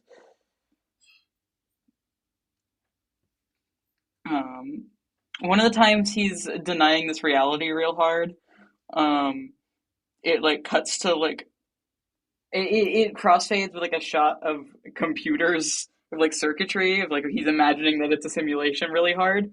And then it like smash cuts to him like lying down in the quarry. Family Guy death pose. And I thought that was Yes. really fun. Fave. Yeah. Goth wakes up and the Master's like, Calls him a wistful, craven-hearted, spineless poltroon. I was gonna Genuinely say you amazing. useless bitch, but that captures it way better. Yeah. He has a way with words. Yeah. He's basically just calling him a pussy in the longest words he can find. That's Gallifreyans for you. Exactly.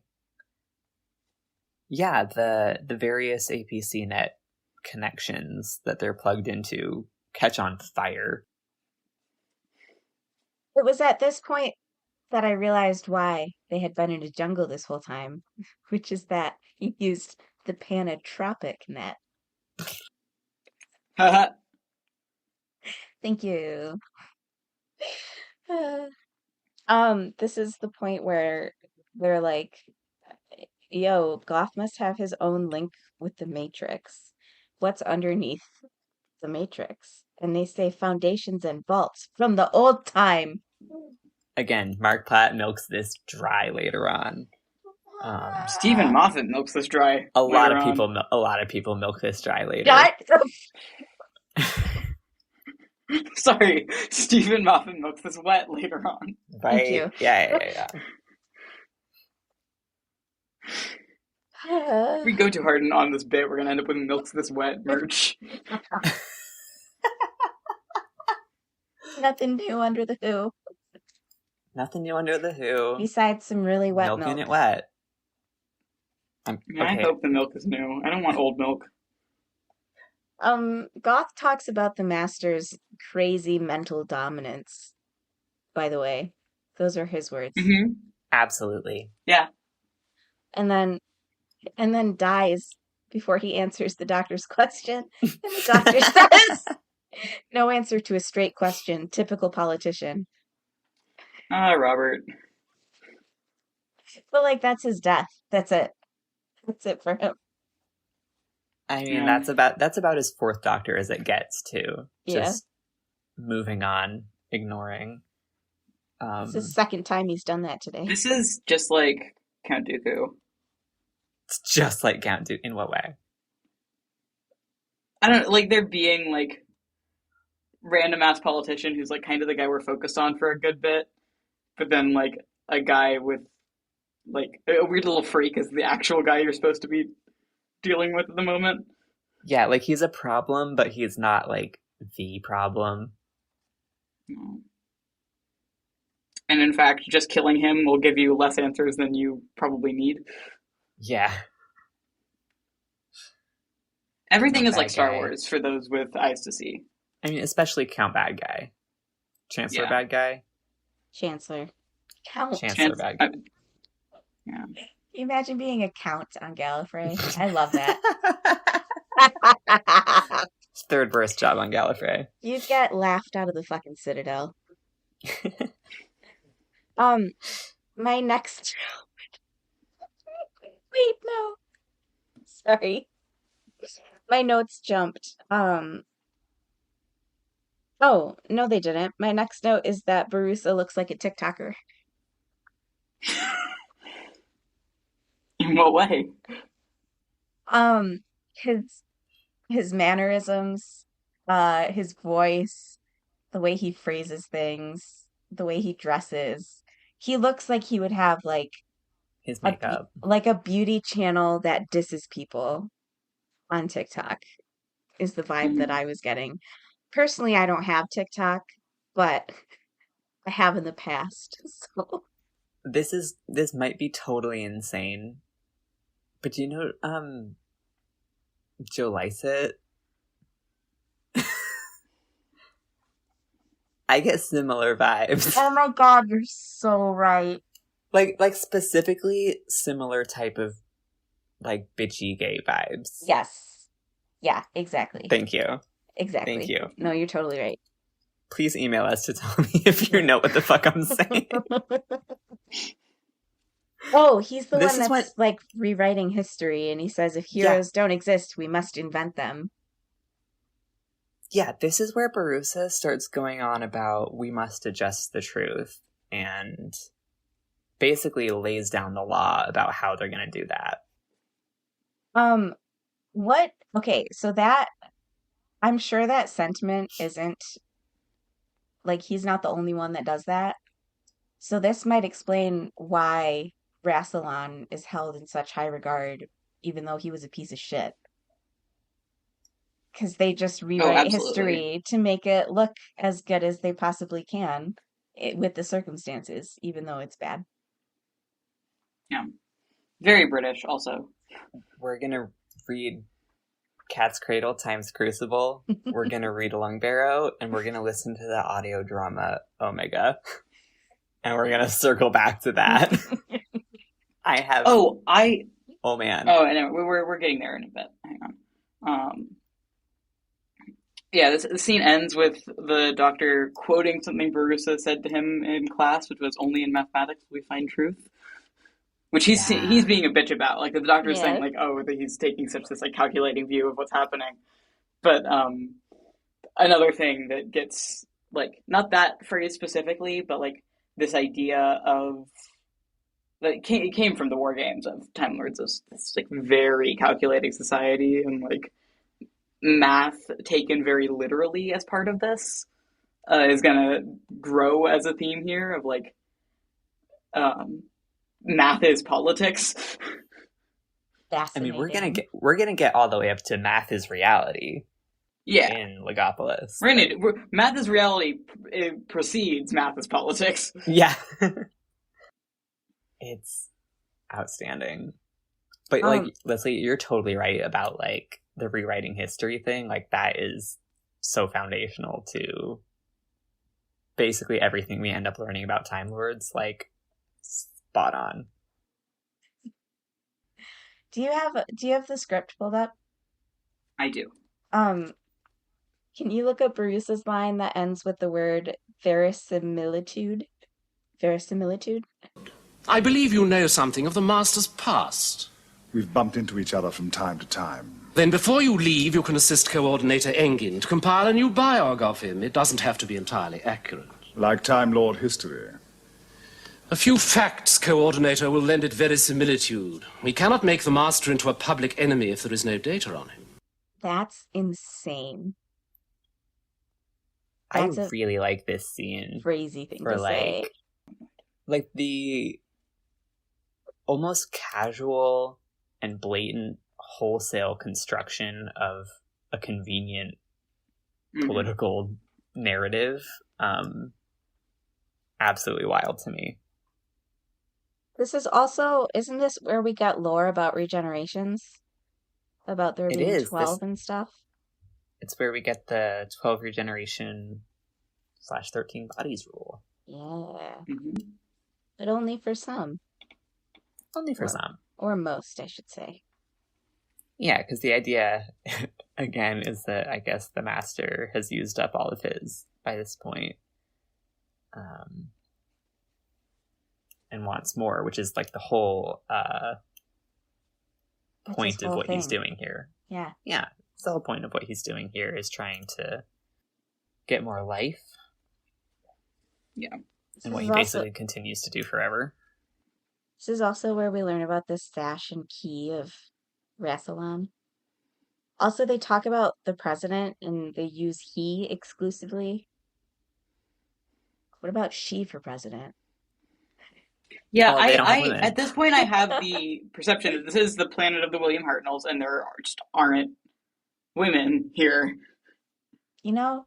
Yeah, Yeah. that sounds about right. Also, I mean, he's like, this does get proven wrong in like a No, season yeah, and a half, but but at this point, at this point, yeah, they also, absolutely. we have never seen a time that is not a white man like over 40. they call sound recordings transgrams, Sure. which I thought was This is our interesting. transgram. Yeah, he's like, show me the transgram. I mean, now they're basically trying to figure out what the Master was up to, right? And the Doctor ends up talking to Engin about. I actually don't even remember how we got here, but he asks about Rassilon, and Engin's saying, "Oh, there's books about Rassilon from the old time, but we have an audiobook, so let's listen to that instead." And it comes Surreal. on. It comes on with the little audible.com intro, you know. And then you hear a woman speaking. So, I don't know. That's something. Yeah. The transgram. The transgram, and delivers some lore about. Oh wait, I could pull Diet. my Looms theory into this. Mm-hmm. I think that I did steal this from somebody I don't know who was posting on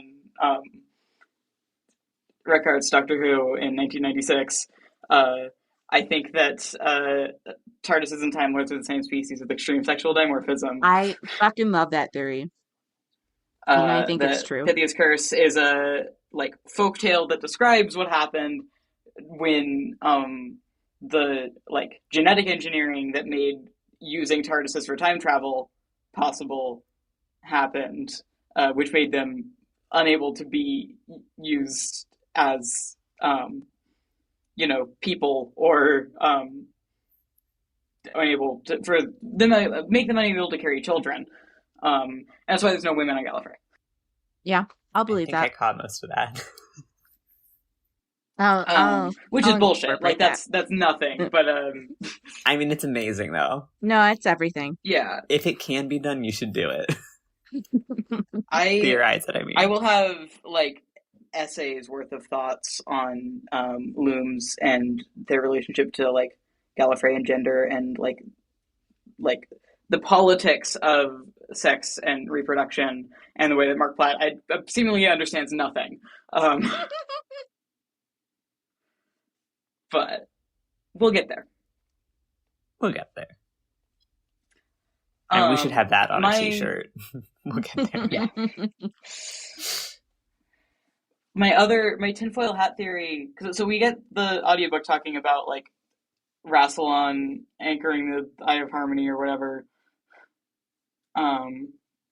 My tinfoil hat theory, which I might have brought up when we watched The Three Doctors, is that when this was written, the idea was that Omega and Rassilon were the same person. Interesting. I love that theory. Thank you. I also like that theory.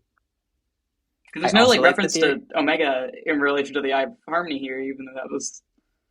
Yeah, I mean, and which like I know that this later becomes like Rassilon co-opted the narrative to be about himself. Yeah, like my preferred theory is basically that Rassilon stole the credit from Omega, but I like how I think that is what literally happened. Like what happened in terms of like what the narrative becomes in later Doctor Who episodes. Like that's pretty explicit. Yeah. But I think at this point in time, in like real world Doylist time, I don't think I think that Omega was in mind. Okay. I'm talking Doylist. I'm saying Thank you. Gotcha. I'm saying that Robert Holmes wrote Rassilon as the same character as Omega. That tracks. I like that. Very interesting. Yeah. Which is mostly inconsequential, but just something I think about sometimes. I like that. They think that the Master's dead and he's not. Big shocker. Classic thing for the Master to do. Yeah, what he's done is injected himself with some kind of neural blocker that makes that. I mean, I call it Juliet potion, like from Romeo and Juliet. It's the stuff that makes you seem dead for like a few hours, magically. He's injected himself with it and left the needle, which then gets passed around uncapped to like everybody in the main cast. Sort of. I mean, they're all wearing big fuck off gardening gloves, so it's fine, but like it is sort of insane to watch. We also learned that they think that the Eye of Harmony doesn't exist anymore, which is insane because it's what's powering every TARDIS and everything. So, like, hello. Yeah, I will say that only Spandrel thinks. Spandrel is the only one who says this. Spandrel might just not be smart. Spandrel might just be stupid. And I not think have we gone should to give school. Spandrel a little more credit, but whatever. We can give him some credit, but he's a mall cop. The Master sticks the Rod of Rassilon in the hole, and then the world starts to blow up. Which is what happens when you try to have sex on Gallifrey. It's true. The sash of Rassilon that the Master has put on to try to, like, fix his body or something is actually damaged. So then there's a whole fight scene between Four and Crispy, which, hi, it's Doctor movie. Yeah. Yeah. It is nearly the same scene. It's the same scene. Mm-hmm. It's the same scene. It's the same scene. Yeah, the Doctor climbs up a big, like, vent shaft, basically, like vertical vent shaft to get into the Panopticon where the Master is doing his thing. Next note is a joke that Four said to Barusa. And he said, subsidence owing to a plague of mice, which immediately made me think of the dogma virus and pig rats. I thought the same thing. That's literally, I think, probably where they got that idea from. 100%. Which I love. I mean, the more classic Who Gallifrey we see, the more Gallifrey plots I see lifted directly from Yeah. other like Or like like this. lines and stuff are like exactly the same. Yeah, this fight um, between the Doctor and the Master by the Eye of Harmony, with the Sash of Rassilon as a protecting thing, is what happens at the end of season 6, I think, when Romana's trying to keep it together. Oh, and she's trying not to And regenerate Trey next is to the there. Eye of Yeah, Harmony. yeah, Yeah. yeah, yeah, yeah. And then she gives a really good line to And Narvin rugby tackles someone. Anyway, just directly lifted from yeah. scenes like this, and I love it. This is also when when they're okay, I'm sorry, somebody else needs to explain this, but I have noted the cute little interaction between Barusa and Four.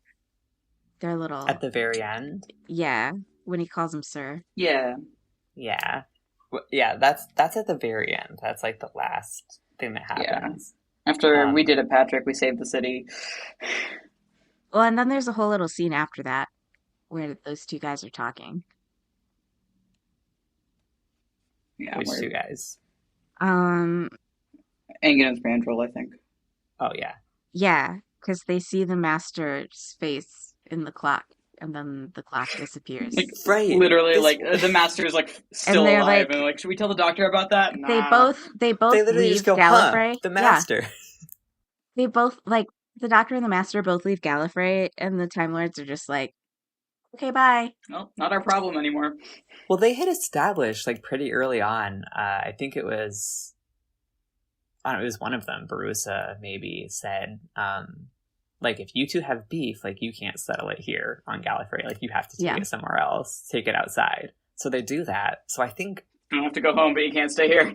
yeah, exactly. Like, I genuinely don't think they give a shit what the two of them do, as long as it's not on Gallifrey. One of the lines after both TARDISes disappear is the universe isn't big enough for the two of them. Yes. Classic. But yeah, there is that really cute scene between Four and Barusa, where Four is kind of playing the schoolboy being told off. Mm-hmm. It's sweet.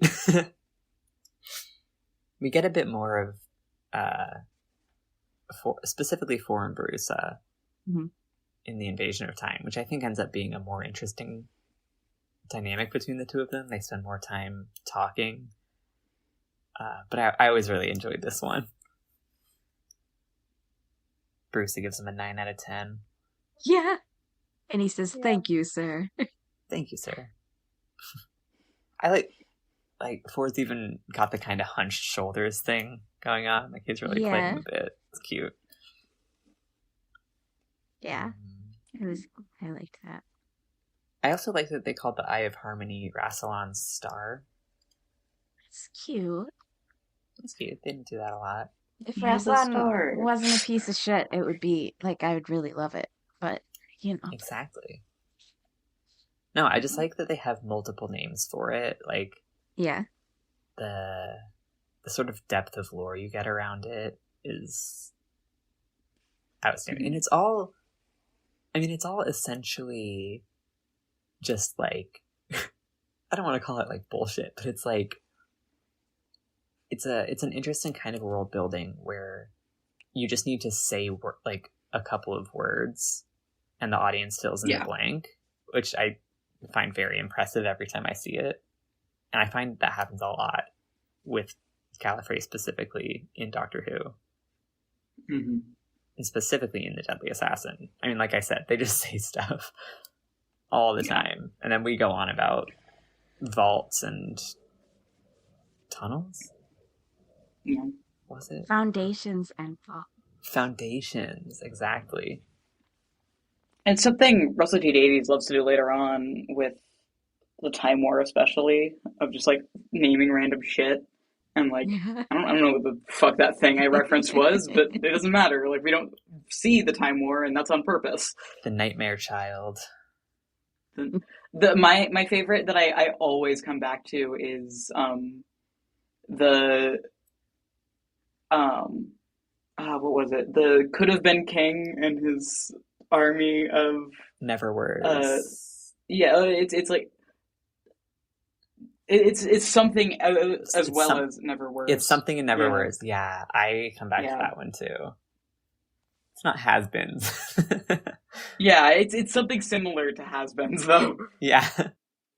I know exactly. I was obsessed with that specific aspect of the Time War when I was a lot younger, like when I was first getting into Doctor Who in like early high school.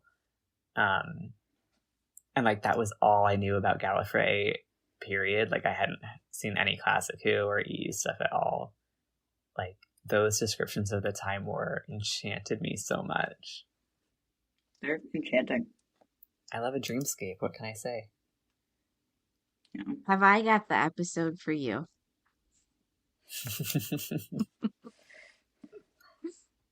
Yeah, so there's the Deadly Assassin. We got the biggest lore drop in Gallifrey history. Save. Yay. One of the biggest lore drops anyway. One of the biggest. Oh yeah, that's true. We get some massive ones. This too is War Games. This too is the War Games. Yeah, I was sad that Ronnie wasn't in this one. Yeah, Maybe next time. maybe next time.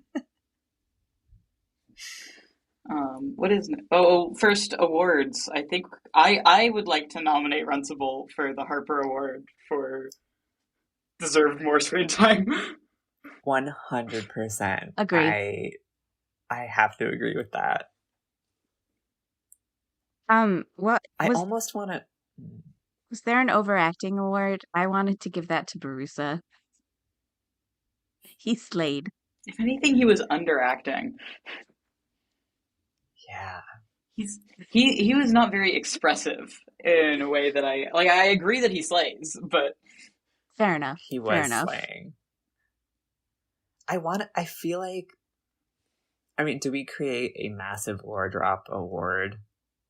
Or some kind of award for that? This feels like a new award creation, but I can't think of what. you All white Deadly men Assassin Award.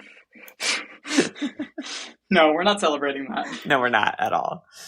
The all white men penalty, the Robert Holmes penalty for The Robert Holmes penalty.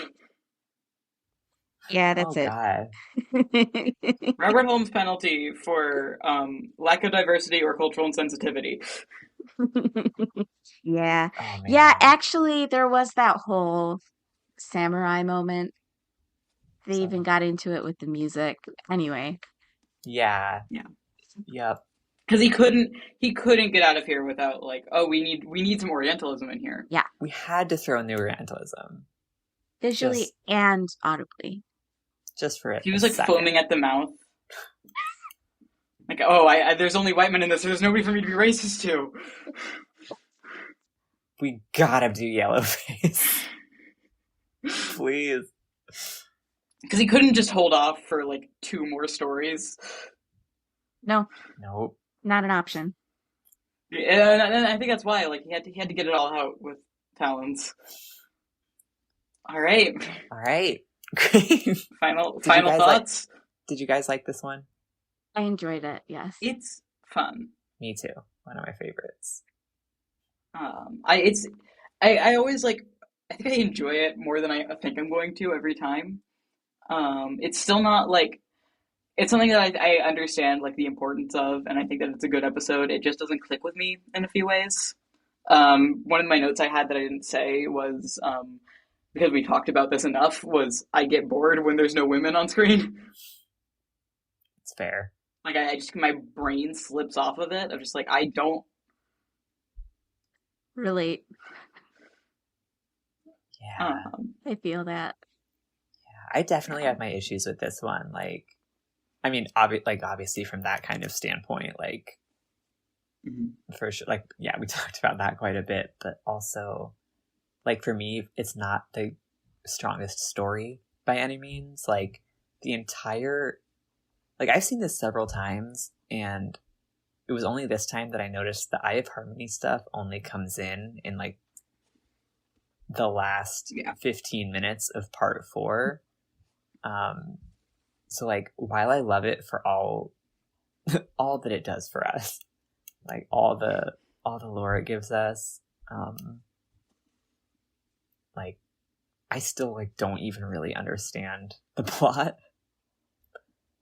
Mm-hmm. But I still like, I always think I'm going to enjoy it less than I do. Yeah. It's good.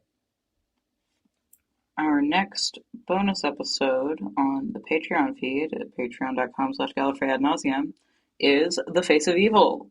Yes. It's Leela time.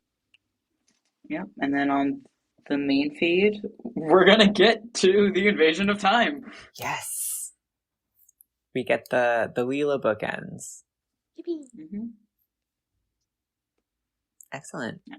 You can follow us on Blue Sky at Gallifrey ad nauseam, and the same on Instagram. You can follow me personally on Blue Sky at Stazer Snout. I'm at Ramon Hadassah. I'm Les. I'm at More Garlic Now. You can also email us, gallifreyanauseum@gmail. Mm-hmm. No, No, it's not. It's Gallifrey Pod. Gallifrey Pod. No, Gallifrey Pod. Don't listen to me. Don't email that other address. They won't answer Listen, you. I leave it logged in. I'm not typing it. I don't remember. Sorry. Gallifreypod@gmail.com. Thank you. Thank you. That's the clear take of that. Thank you. All right. All right. Thank you for listening. See ya. Talk to you guys later.